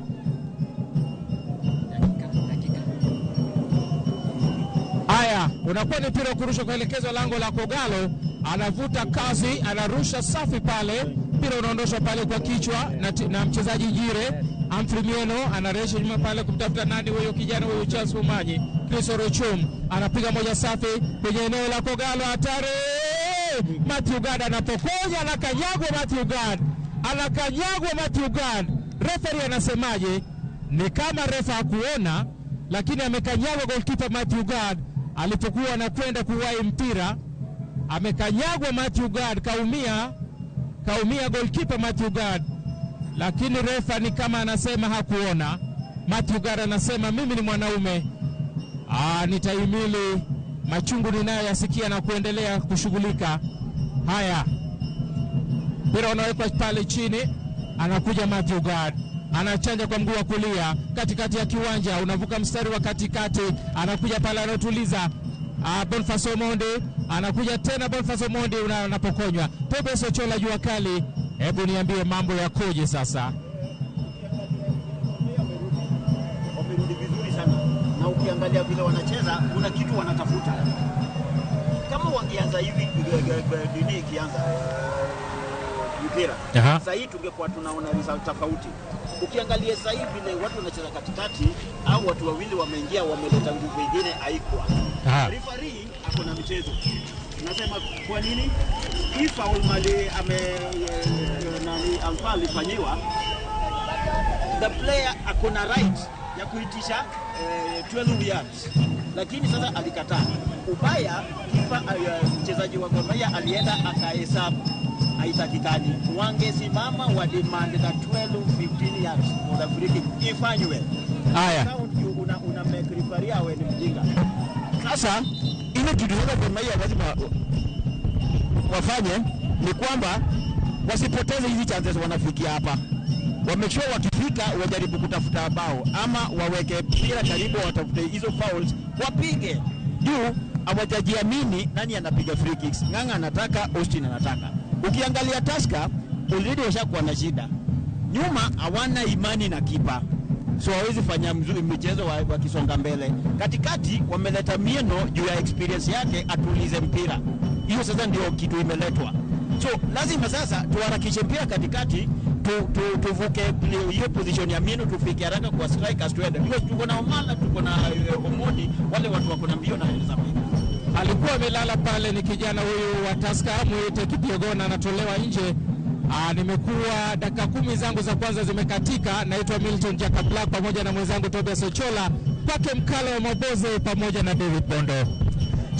Safi kabisa, asante sana. Ikiwa Jaka Black na ni matangazo moja kwa moja ikiwa ndani kabisa ya Ramogi FM na Ramogi TV kwa hisani ya shabiki.com, na ndio maana basi unapata matangazo haya. Bado Gor Mahia licha kamua za kipindi cha pili, lakini kusawazisha hawajasawazisha. Ruka juu kule Mieno, lakini mpira unatolewa nje hapa, itakuwa ni ya kurushwa. Kipiago unaruka utoa, utakuwa unarushwa kuelekeza katika lango la timu ikiwa ni ya Tusker FC. Tusker kumbuka amefanya mabadiliko hapa, na Gor pia amefanya mabadiliko katika hali za kujiimarisha. Benson Omala yuko uwanjani, vile vile Boniface Omondi yuko uwanjani upande wa timu ya Gor Mahia.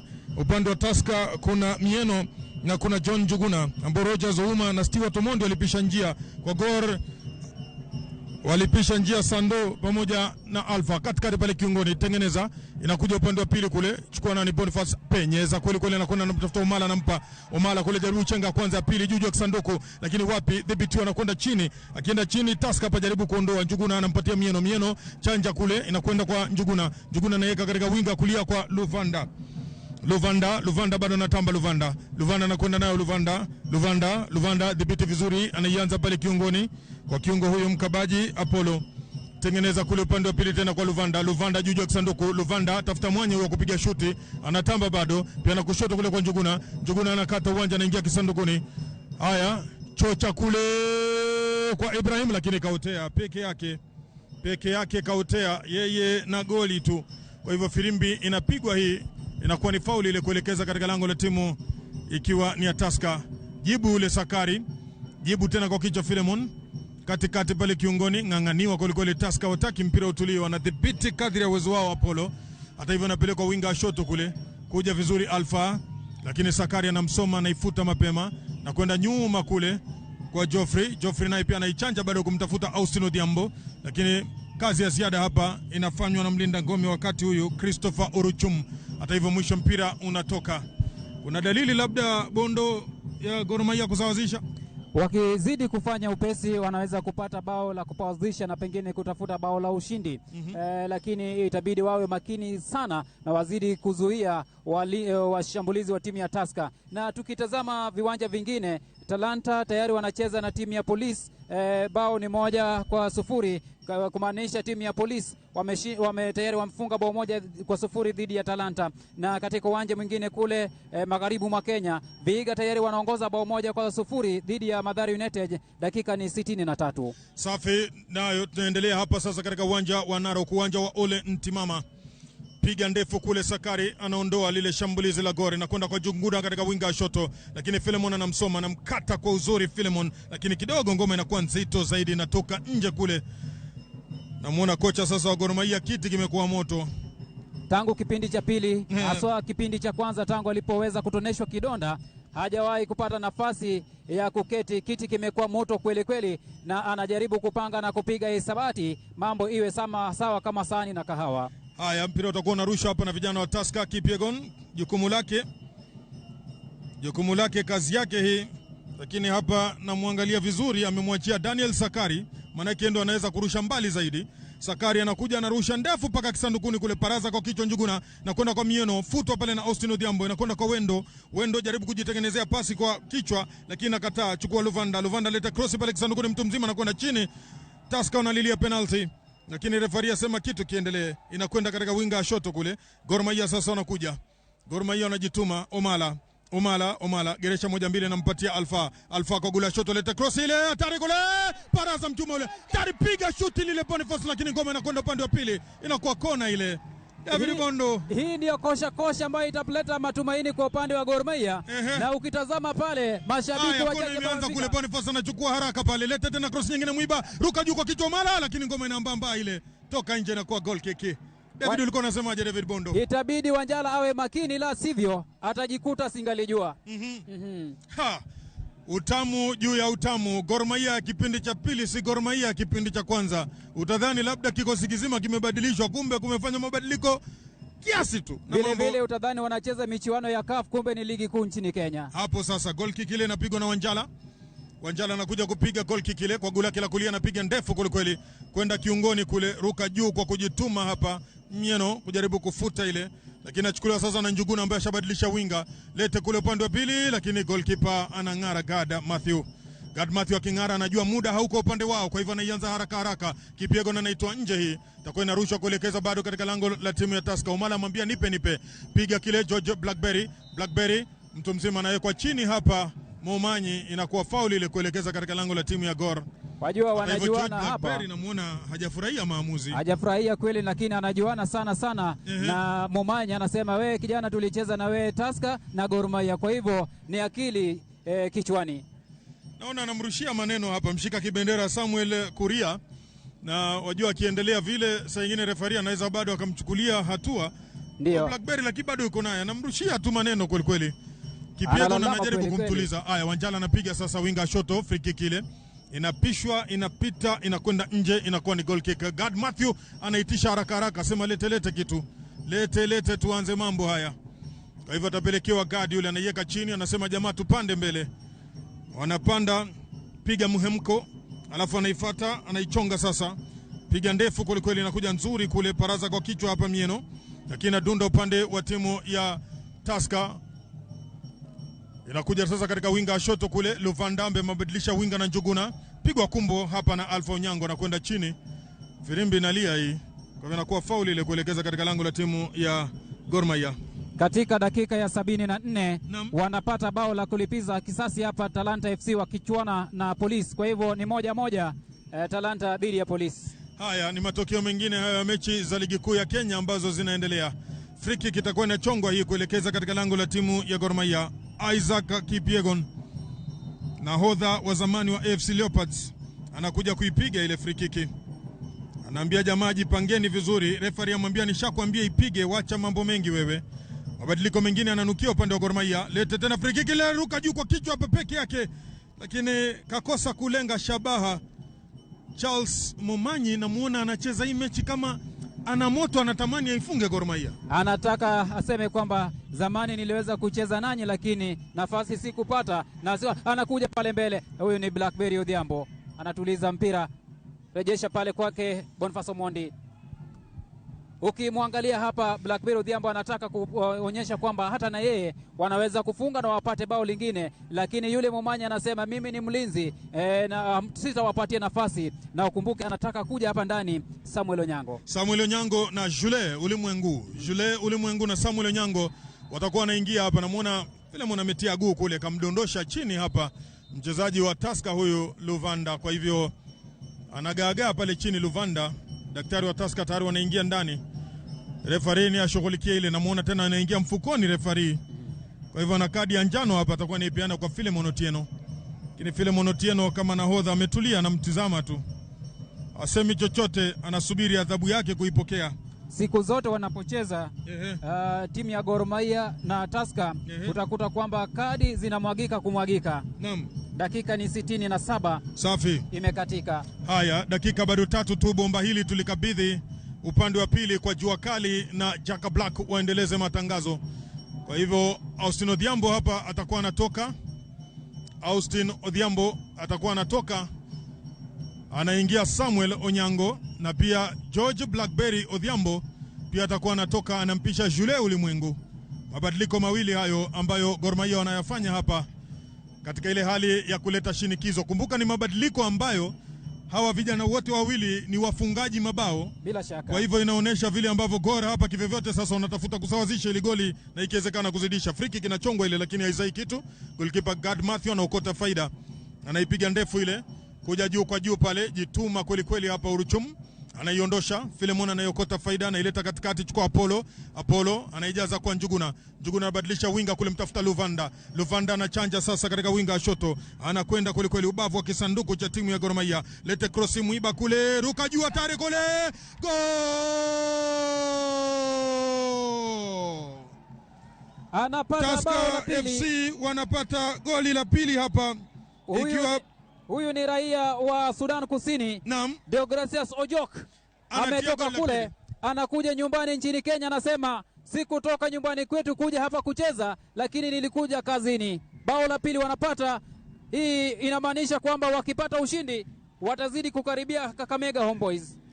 Haya ndivyo mambo yalivyo hapa. Gor wakati wanafanya mabadiliko ya kuhakikisha angalau watafute kusawazisha, waliwacha krosi ikajazwa ndani ya kisanduku, na basi Ojok akasema asante sana.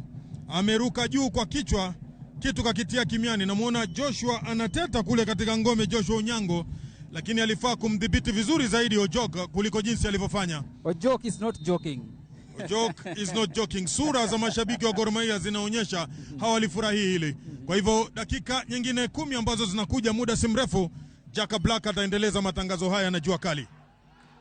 Asante sana Mkala. Imekuwa ni kona ya haraka unaletwa kwenye maeneo, anatafuta Omala na ukosa. Mpira unarudi pale nyuma kumtafuta kijana huyu Philemon Otieno. Unakuwa ni mpira wa kurusha, na rusha moja kwa moja. Philemon Otieno anamtafuta pale Boniface Omondi, anarusha juu kumtafuta Benson Omala kwenye gamba la kifua. Boniface Omondi, referee ama mwino msaidizi wa refa anasema mpira ulikuwa umetoka nje, kwa hivyo ni mpira wa kurushwa, umerushwa moja kwa moja. Anaukimbilia pale ni kijana Gad Matthew, anauleta katikati ya kiwanja. Gad Matthew anaruka pale ni Jules Ulimwengu, nguvu mpya kwa upande wa Gor Mahia. Anakuja tena nani huyu? Samuel Onyango. Samuel Onyango huyu ndiye naibu wa nahodha kwa hivi sasa. Alipandishwa daraja baada ya kuondoka kwa aliyekuwa nahodha Haron Shakava, huku Philemon Otieno. Haya, wanakuja Kogalo, anapigwa kiatu pale kijana Ernest Wendo. Referee anasema ni ikabu kwa faida ya timu ya Gor Mahia. Anaweka pale chini, anakuja kuchanja pale,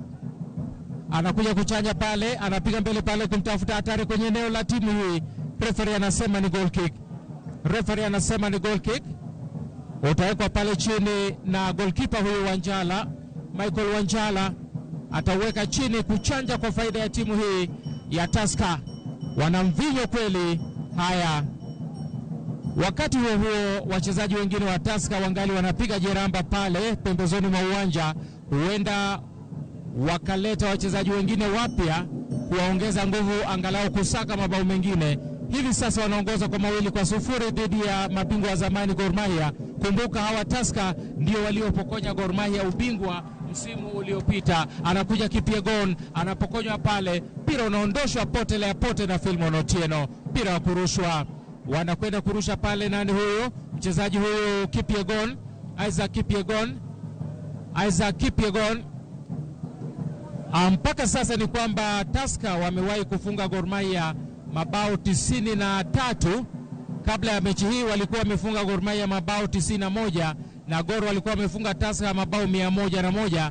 Hivi wameongeza mabao mawili, ni 93 dhidi ya 101. Wanaingia Tusker, anakuja Momanyi, piga chenga ya kwanza, hatari kwenye eneo la timu ya Kogalo. Mpira unamzidi Momanyi, unatoka.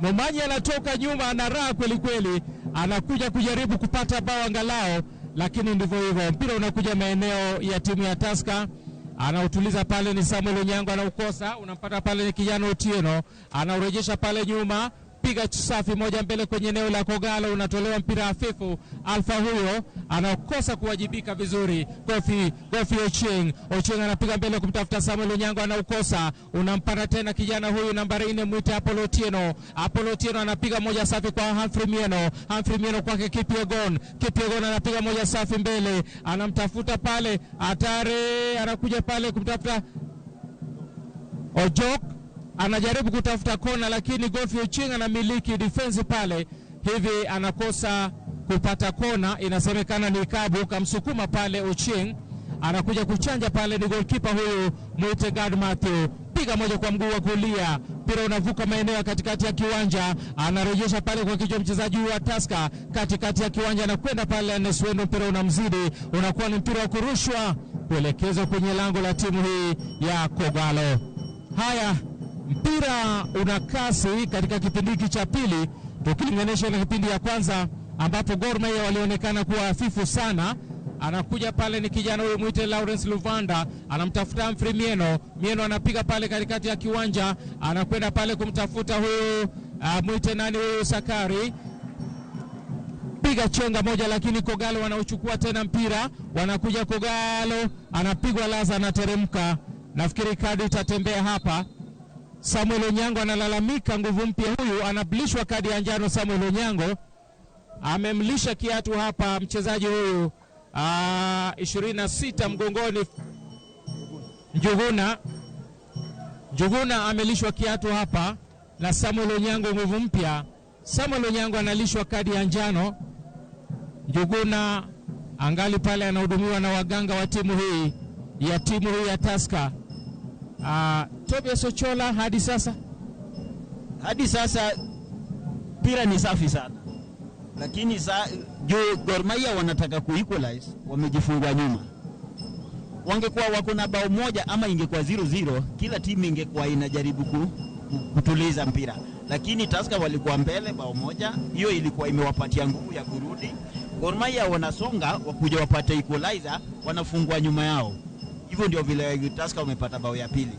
Alafu ukiangalia vile wakikuja wanakuja wote, hawabaki vizuri vile defenders ubaki wote, because mkikuja wote lazima mujipange 2-3, lazima mujisimamishe vizuri kwa hizo positions, otherwise mtapatikana kama hiyo. Ojoka amepata free header, kipa alikuwa hajaongea, kipa wa Gor Mahia, hiyo ni kosa. Lakini Gor Mahia pia wakifika hawamalizi, wangekuwa wakifika wanamaliza ingekuwa rahisi, so Tusker wangekuwa na hiyo chance ya kufika. Haya, anatoka huyu Joshua Ibrahim, mraia huyu wa Tanzania. Wakati huyu anakuja Boniface Omondi, anapiga moja ndefu na rejesho pale kwa kichwa na Mfimieno katikati ya kiwanja. Kogalo wana mpira tena, piga chenga moja, anamtafuta pale ni kijana huyu Mala. Boniface Omondi anapiga kwa kichwa na unawa, referee anasema hakuna. Alijaribu kupiga kichwa kaunawa. Hatari tena kwenye eneo la timu ya Kogalo. Matthew Gad anawajibika, anaangalia pigo wa Matthew Gad, anaanza pale ya Filmon Otieno nyuma, na mrushia Filmon Otieno taratibu anapiga mbele kumtafuta nani, anasukumwa Boniface Omala. Hapa maguu anachanika, msikilizaji. Referee anaona sababu ya kuwapa Gor Mahia ikabu. Mpira unapigwa, anasema tuliza mpira kwanza, manake kuna mchezaji wa Tusker ambaye yuko chini, labda refa aweze kumwangalia. Ananyanyuliwa na refa mwenyewe. Ananyanyuliwa, anakimbia. Ikabu kwa faida ya Gor Mahia, anakuja kuchanja ikabu hiyo ni Dennis Jire. Dennis Jire kwa mguu wa kushoto, anakuja Dennis Jire, anavuta kasi, anavuta kasi. Dennis Jire kwa mguu wa kushoto anachanja moja ndefu, hatari kwenye eneo la Tusker pale, hakuna, piga moja safi nje, potelea pote. Anapiga mpira mithili ya mchezaji wa raga ambaye anafunga penalti, lakini mpira unapata juu ya mtamba panya wa goli, unatoka nje. Inakuwa ni goal kick kwa faida ya timu ya Tusker. Anavuta kazi kijana huyu Michael Wanjala, kipa huyu wa Tusker. Anakuja taratibu Michael Wanjala, anachanja kwa mguu wa kulia, mpira unakuja katikati ya kiwanja, unampata pale kwa kichwa ni kijana Ernest Wendo, katikati ya kiwanja tena anautuliza, anakuja pale Wendo, anapiga moja safi, hakuna mchezaji wa Gor Mahia mbele, wanakuja mpira anaona mpira, lakini refa hakuona. Na katika mchezo wa mpira referee akikosa kuona ndivyo hivyo. Boniface Omondi anapata kona, Boniface Omondi unakwenda kuchanjwa kona hiyo ya haraka, anakwenda kupiga Boniface Omondi mwenyewe. Sikiliza kona hiyo, anakuja Omondi, anapiga moja juu, hatari kwenye lango, hakuna mtu. Mpira unampata tena pale ni kijana huyu muite Filmon Otieno, katikati ya kiwanja, anamtafuta pale, anarudisha nyuma tena pale kwa goalkeeper Matthew Gad. Gad anaanza pale nyuma, anakuja, anapiga moja ndefu Gad, mpira unamtafuta pale, ulimwengu unamkosa, unarejeshwa, anakimbia ni Samuel Onyango anakimbia, anazuiliwa pale na mchezaji huyu nambari 6 mgongoni Mwise Orochum. Mpira unatoka nje, unakuwa ni mpira kurushwa, anakwenda kurusha Godfrey Ocheng, anakwenda kurusha Godfrey Ocheng, yeye hurusha mpira mithili ya mtu anayechanja kona. Hebu sikiliza anavorusha mpira Godfrey Ocheng, katoka kwenye kitanda ya majeruhi hivi majuzi, anakuja nguvu hiyo, anarusha mpira unakuja juu, nani huyu, anakuja tena Ocheng, wanagongana pale, referee anasema ni ikabu kwa faida ya Tusker. Godfrey Ocheng wanagongana, referee anamsemeza, anawaambia bwana, hapa hatuko katika mpira wa raga. Unajua katika mchezo wa raga kuna nyakati ambapo wachezaji wanaruhusiwa kugongana na kusukumana. Ndivyo hivyo anaingia mchezaji nambari 16 upande wa Tusker, mwite Masharia, Jackson Masharia. Nitakufahamisha ni nani anatoka. Jackson Masharia anaingia kwa upande wa timu ya Tusker, hajaingia bado msikilizaji. Yuko pale na fourth official, tutaona, hebu tuone kama ataingia. Referee anamsemeza Benson Omala, sijui kafanya nini, lakini ni kama kaumia mchezaji huyu wa Tusker. 26 mgongoni, mwite John Juguna. Anatoka John Juguna, ni nguvu mpya, aliingia John Juguna, lakini anaingia pale ni kijana Masharia. sema wataingia kwa upande wa Gor wameingia.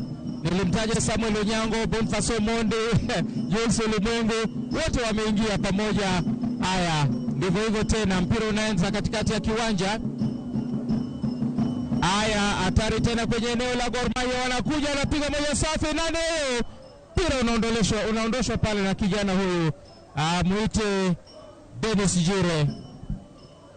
Muite Dennis Jure anaondosha mpira huo.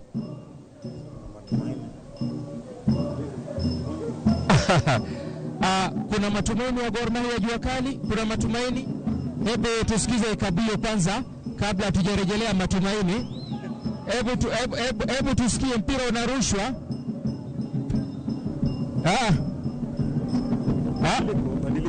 Haya, badiliko nyingine Gor Mahia.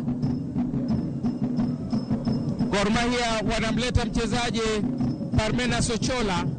Parmena Sochola anaingia. Sijui nani kapumzishwa, ni Ernest Wendo. Wendo amepumzishwa. Wanasukumana pale, refa anasema hakuna penalty hiyo. Anaondosha pale nje mchezaji huyu nambari 6 upande wa Tusker, mpira hujatoka nje. Anakuja na chanja moja ndefu, anamtafuta pale Boniface Monde, anakosa kuwajibika pale. Taratibu katikati ya kiwanja, anaondosha tena, ni kijana huyu. Haya, mpira unamtafuta Boniface Monde, unatoka nje. Ufupi wake hangeweza kunyanyuka ama kuruka kiasi cha kuweza kuokoa mpira huo, unatoka nje. Haya, unarushwa tena na Tusker. Unakuwa ni mpira wa kurushwa na Tusker 12. Anakuja taratibu, mpira unapigwa tena, unarudi pale tena kwa asante. Mambo yanafanyika hapa kwenye booth yetu ya utangazaji. Kuna mambo saa zingine inabidi mtu anasisimka. Haya, anakuja tena na kijana huyu muite Alpha Onyango. Alpha Onyango anapiga mbele, unarudi tena pale nyuma, wanagongana wote, wako chini mchezaji wa Tusker pamoja. Hatari kwenye eneo la Gor Mahia, lakini kuna wachezaji wawili ambao wako chini. Anacheza vizuri tena kijana huyu muite Boniface Monde, anapiga mbele. Nani huyu? Anauchukua pale, ni Michael Wanjala, goalkeeper huyu wa Tusker, anarusha kwa mkono wa kulia. Kumbuka kwamba hii ni mechi kati ya Gor Mahia, ni mechi ya 93. Mechi ya 93 na kulingana na muda ambao umesalia, sijui kama Tobias Sochola, unaona kuna matumaini kwa Gor Mahia kuweza kufunga angalau bao moja. Mpira unakuja, anakwenda, anatoka pale Michael Wanjala, anaonyakua na kulala nao. Ochola, hiyo kabla referee amalize mpira, anything can happen in football. Hiyo ndio football. Bora ufike kwa hii box ya kutafuta mabao, dakika 2 unaweza piga bao 2. Kama mnafika vizuri na mnatumia hizo chances mmefika nao vizuri, bado ni rahisi, mnaweza endelea. But ukiangalia Gor Mahia sasa hii, ile pressure yao ya second half imeisha, wamerudi nyuma.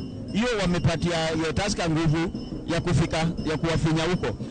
Kama wanaweza cheza kwa hii 3/4 ya kiwanja wakuje kwa Tusker, kila kitu inaweza happen, because ukiangalia kuna time defender wa Nimomanyi ama Uruchum alishika mpira hapo kwa penalty, referee hakuangalia, alisema play on, hakuna mtu aliteta. So vitu kama hizo zinafanyika hivyo, na hii dakika imebaki inategemea sasa na ability ya Gor Mahia na attitude, tunaitafuta ama itafuti juu.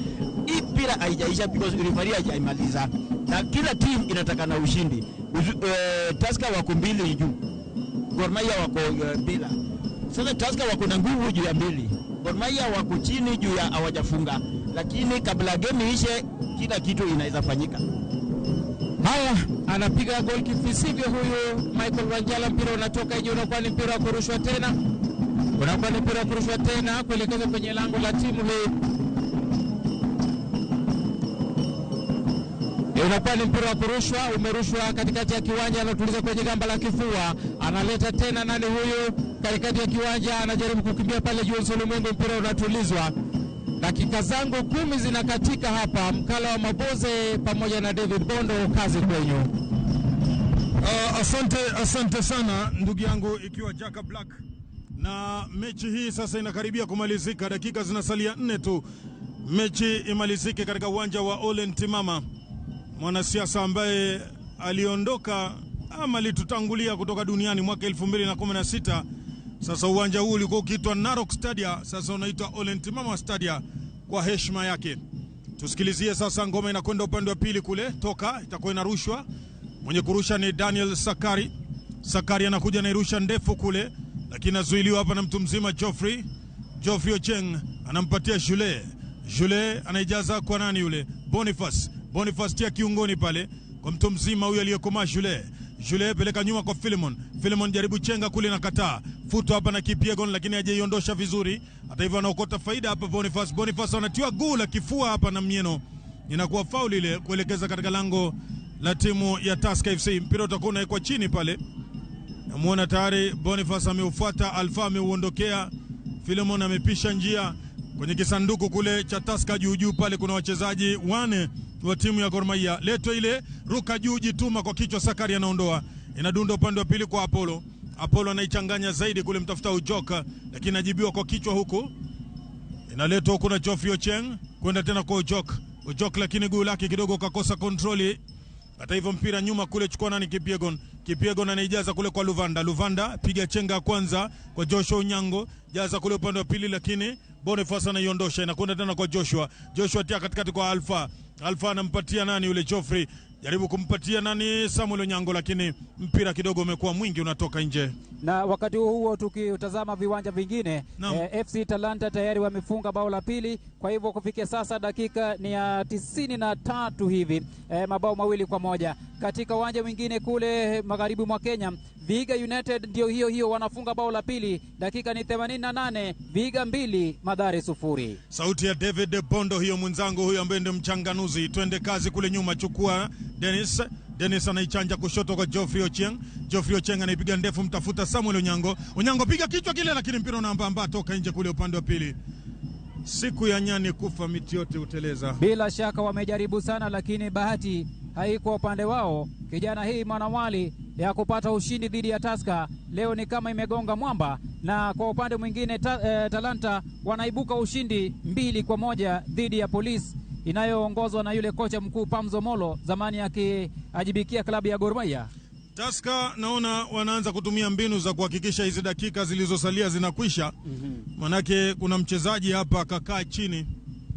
Kawaida jinsi wanavyofanya, kama wangefanya hivi ile klabu ya Chelsea walipokuwa wanacheza zile ngarambe za Champions League kule, ligi ya mabingwa, hawangekubali kudolewa pale. Kwa hivyo amewafundisha uzuri hapa kocha Matano Simba mwenyewe. John Juguna yule alikuwa ametulia chini, na hivi sasa daktari anamchukua, anatoka naye taratibu. Najua sheria za mpira zilibadilika. Mchezaji ukiumia katika sehemu, unatokea sehemu ambayo ni karibu na pale ulipoumia. Lakini Njuguna ametoka pale alipoumia, ni mbali na huko anakotokea, na ndio ametumia hiyo njia ndefu zaidi. Ni ujanja wa kupoteza muda, na tangu aje hapa tena yule kocha Okare, naibu wake bwana Robert Matano, kuna mabadiliko ameleta hapa. Bila shaka kuna mabadiliko ameleta, na zile mawaidha mengine imewasaidia sana Tusker kupata ushindi katika mechi hii. Haya, Boniface anaitia ndani kule, kitu kinakubali kizuri, lakini wapi? Kataa hapa katika 1-2 moja safi ambayo Gor Mahia walikuwa wanajaribu kuipiga hapa. Nguvu mpya aonekana atasaidia nini Ochola. Kiungoni chukua Apollo anachenga kwanza, anapigwa fauli hapa kijanja na kwenda chini. Referee asema anyanyuke. Chukua Mieno anampatia Apollo anampatia Jackson Masharia mpira na ukosa kwenda kule winga kulia kwa Daniel Sakari, lakini Daniel Sakari anakwenda chini na kwa fauli ile. Referee anasema ni fauli kuelekeza katika lango la timu ya Gor Mahia, lakini namuona jua kali hapa kidogo, kambe hakubaliani na maamuzi haya. Kuna vitu zingine referee ako na usaidizi juu hakuna fans kwa stadium. Ingekuwa fans wako hapa, hizi vitu angefanya.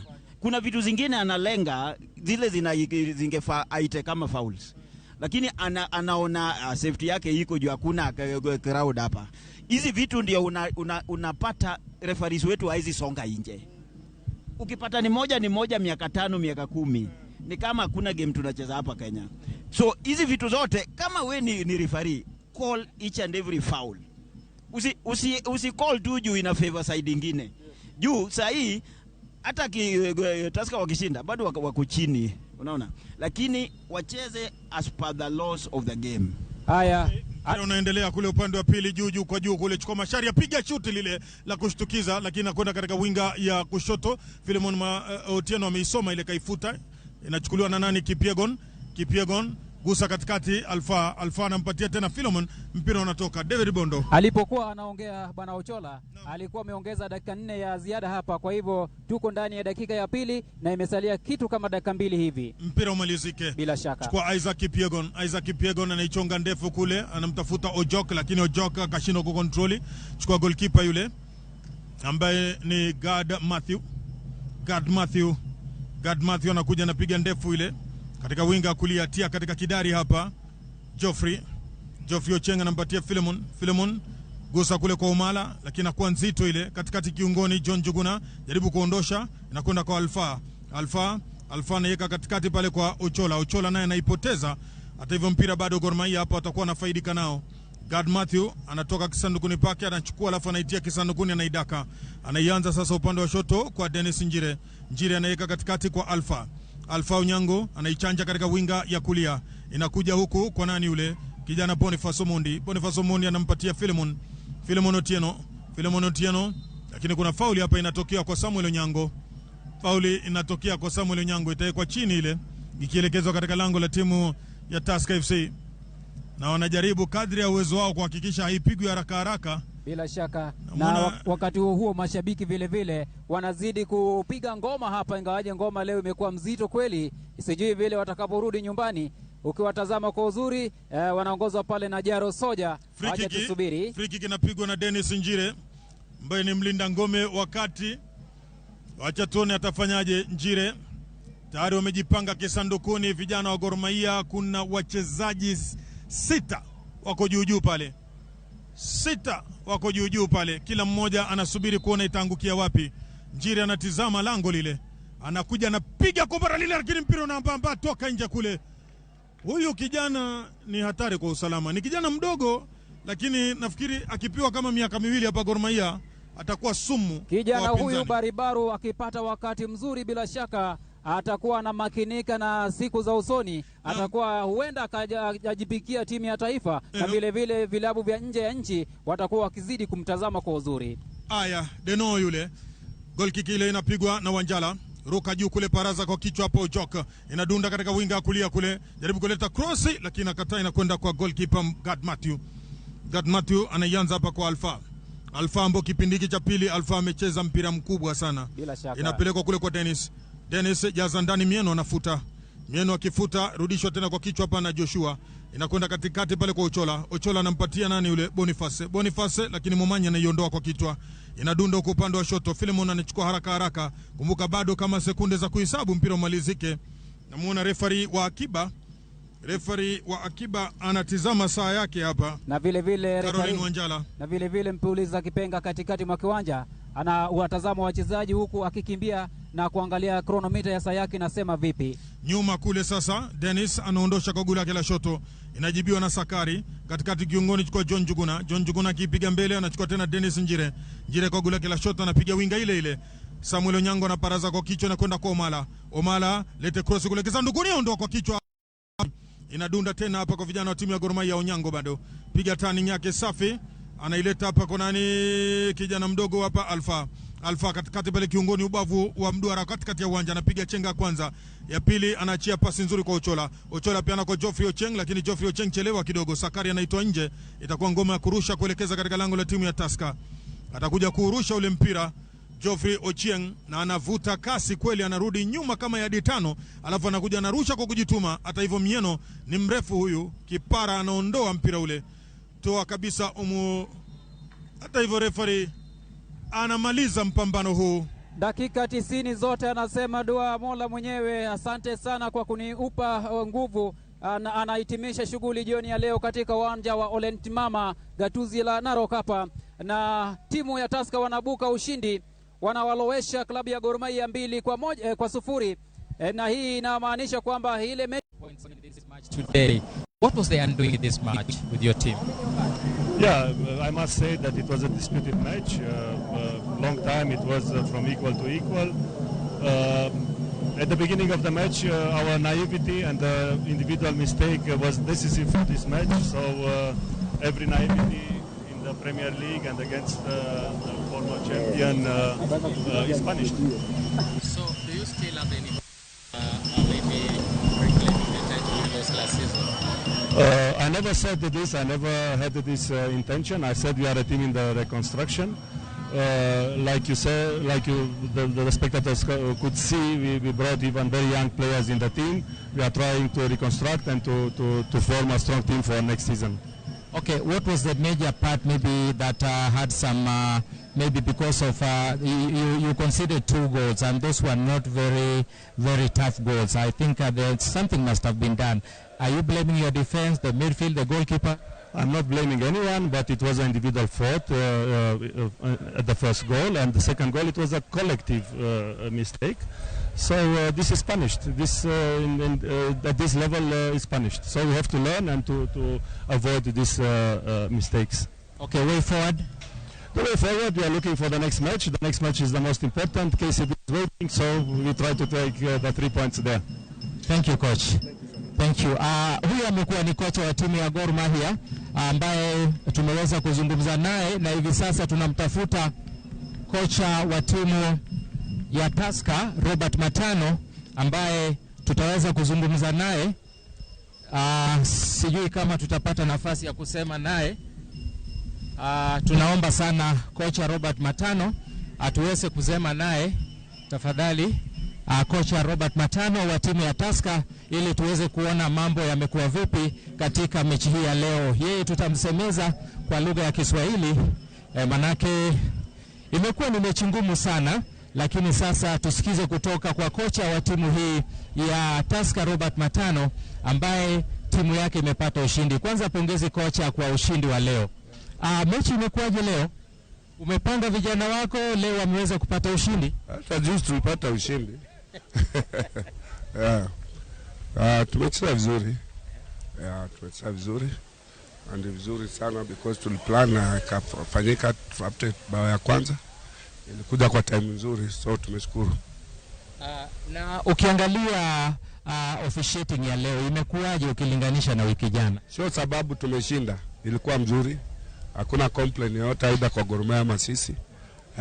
Leo referee alikuja akiwa tayari kwa mchezo na officiating ilikuwa nzuri, pia game ilikuwa fair kwa kila timu. Hakuna timu imecheza game mbaya. Hakuna mtu timu ime-influence referee. Hakuna timu ime-harass referee. So game ilikuwa fair. Na ukiangalia tuseme pointi 3 ambazo umepata leo, unaona kama bado una uwezo wa kufikia Homeboys? Tumebaki game ngapi?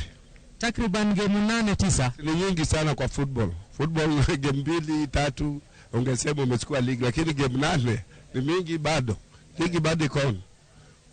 Okay, kwa hivyo other than the league unatarajia nini tena kutoka kwa wachezaji wako msimu huu? Ni kuendelea tu kucheza, kungangana, kumaliza ligi, kumalizia ili tuangalie focus yetu tumalize ligi on top of the league and also to maintain that consistent ndio tuna need sana. Na kutokana na sababu kwamba Kenya ilipigwa marufuku kushiriki michezo ya kimataifa, iwapo utashinda ligi, utasikiaje kama timu yako haitawakilisha Kenya nje ya Kenya? Nimekuambia mambo ya football, changes zinakuja na minutes or seconds or hours. So we are just playing the league because kama wanajua tuwezi akilisha Kenya, basi wamalize ligi mapema.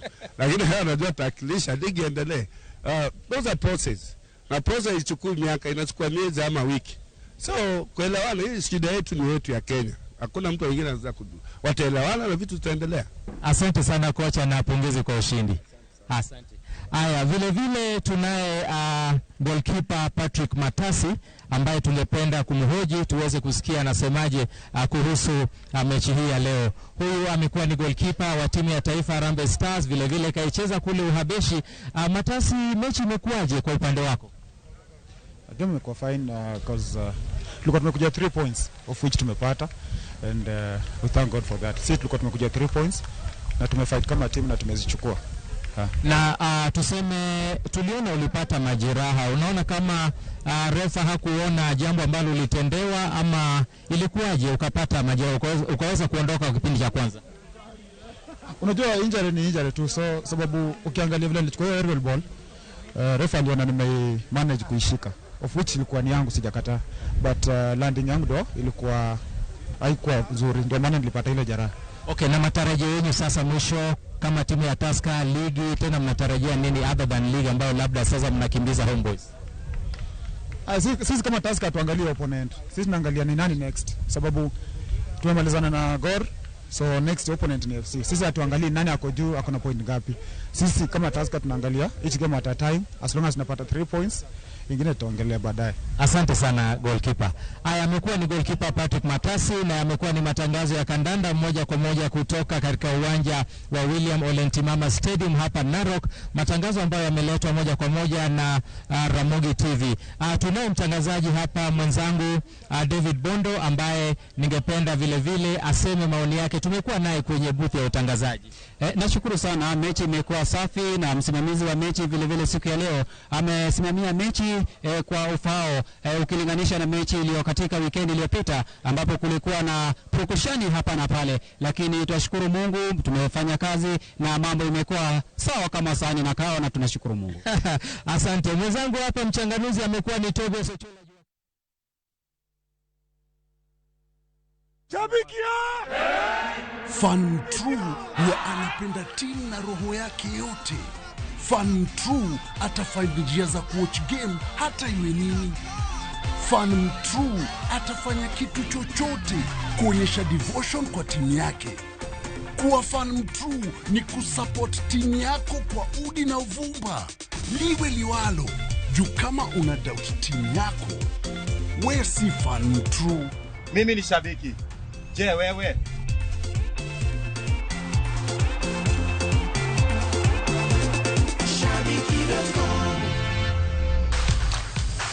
Nyakora magajon kakane wasingo nukelo opira manentiere kid Tusker FC kod Gor Mahia kogalo. Opira norumo ariyo kuom nono ka Tusker oyudo loch ma points adek ma chwalogi nyaka e thuolo mar ariyo chung mar league ma KPL. Kogalo koro oyudo ka opira tek, iwacho ni Tusker omero Gor bwana. Tusker omero Gor. Gima chayo maduong' kabisa en fielding marwa. Squad mane wachako go second half, emano nego wachako go first half mondo watiek mpira. Kedhie lwenti ichako gi silaha ma in go ma tek mondo kapo ni dhi yudo yot mbele kikelo jomoko. Lakini ne second half wachako mpira maber kabisa. To bedo ni ne wa attack kabisa, we will gi chien ma wendo be no dhi mbele e okang' mamalo. Koro mi we will gi chien wayudo mo olowa gol mar ariyo.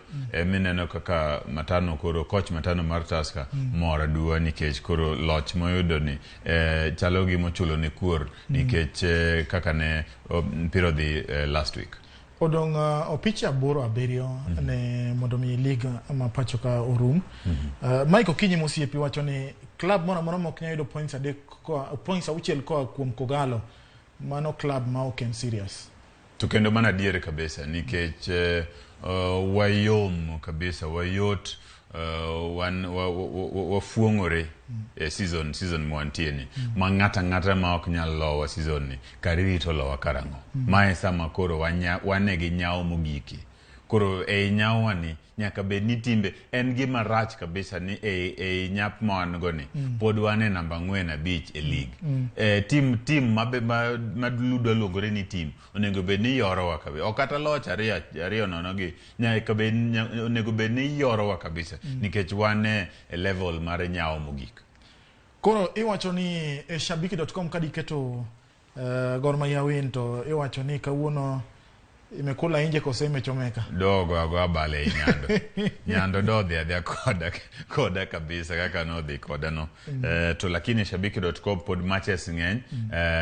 Kendo kawuono wan gi gimoro ni Super Sato nyiso ni kani keto mpiche mang'eny multibet, keto mpiche mang'eny to achielo njawi kaka Gor koro kaka Kogalo koro njawi ni ka achiel kende mo njawi msururu mani keto maborno tiduoko ni percentage moro mar mori go piwang.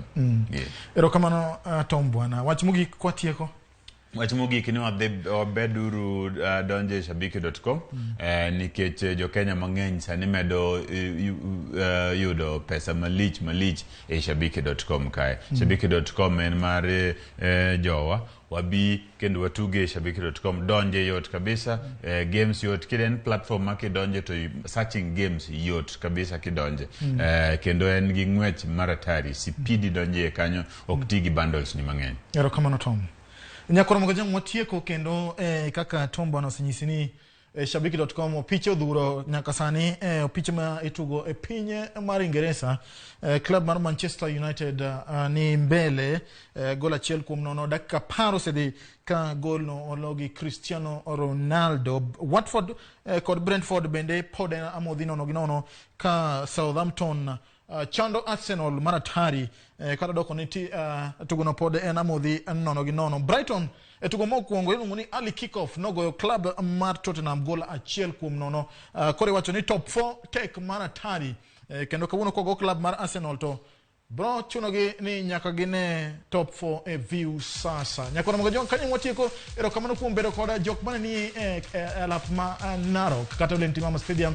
Ero kamano kuom kelonwa opira achiel kachiel jok mana wan godo studio kae kamotingo Bob ma en director maroge go picha duto jo sound jogo ma okonyowa chwalo chenro ni. Wagonu ero kamano. Shabiki.com bende en thuolo makare mwagonu ero kamano. Poch gi pak ne jogo motugo kato doko ni kogalo ogo gonde ariyo kuom nono. Bed godhiambo makare.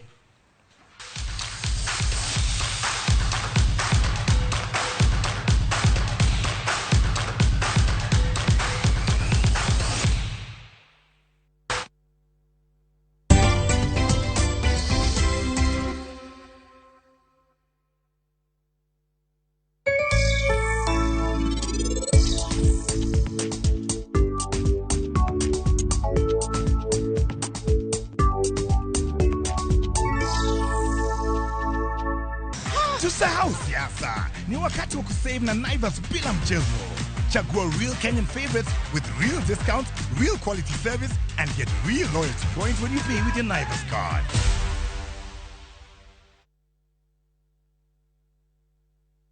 Ekelea game za leo na so moja on shabiki.com and stand a chance to win a smartphone.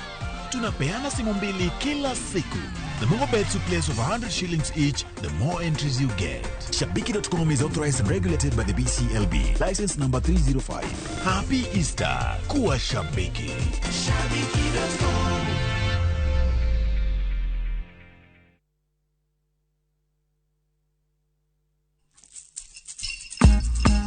Nyakwa Ramogi ajuang. Bedulu mitni. Wanya wacho ni thuti tadoga donga rom ginera. En nyathi. Mando riwo jite. Kata mihia. Beihere kendo inyalo wache maler kendo e yo makare kaka dwarore. Adwa mondo ang'e ni to filosofia mar joluo. Idwaro gimoro amora in gi wuoro gi gombo. To bende ing'eyo nond dhout luo kod sigand thuond luo. Joluo wacho ni gibed mayote ote. Yes. Tudri kod James Rabalakwase e Ramogi TV. Chieng' ngeso ka ngeso chakre saa 1 gi dakika 45 mamidhiambo. E chenro mar Ahero Dhoa.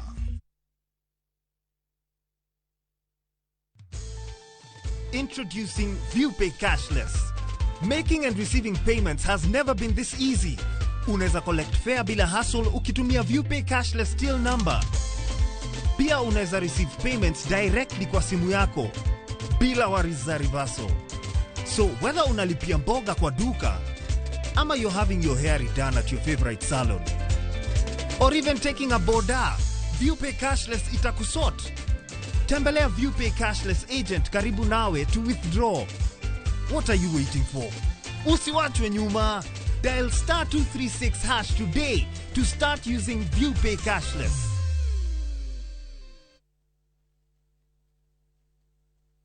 Yud kawa ilongo ni dala, ka inyolo Havana Estate Nakuru Phase 3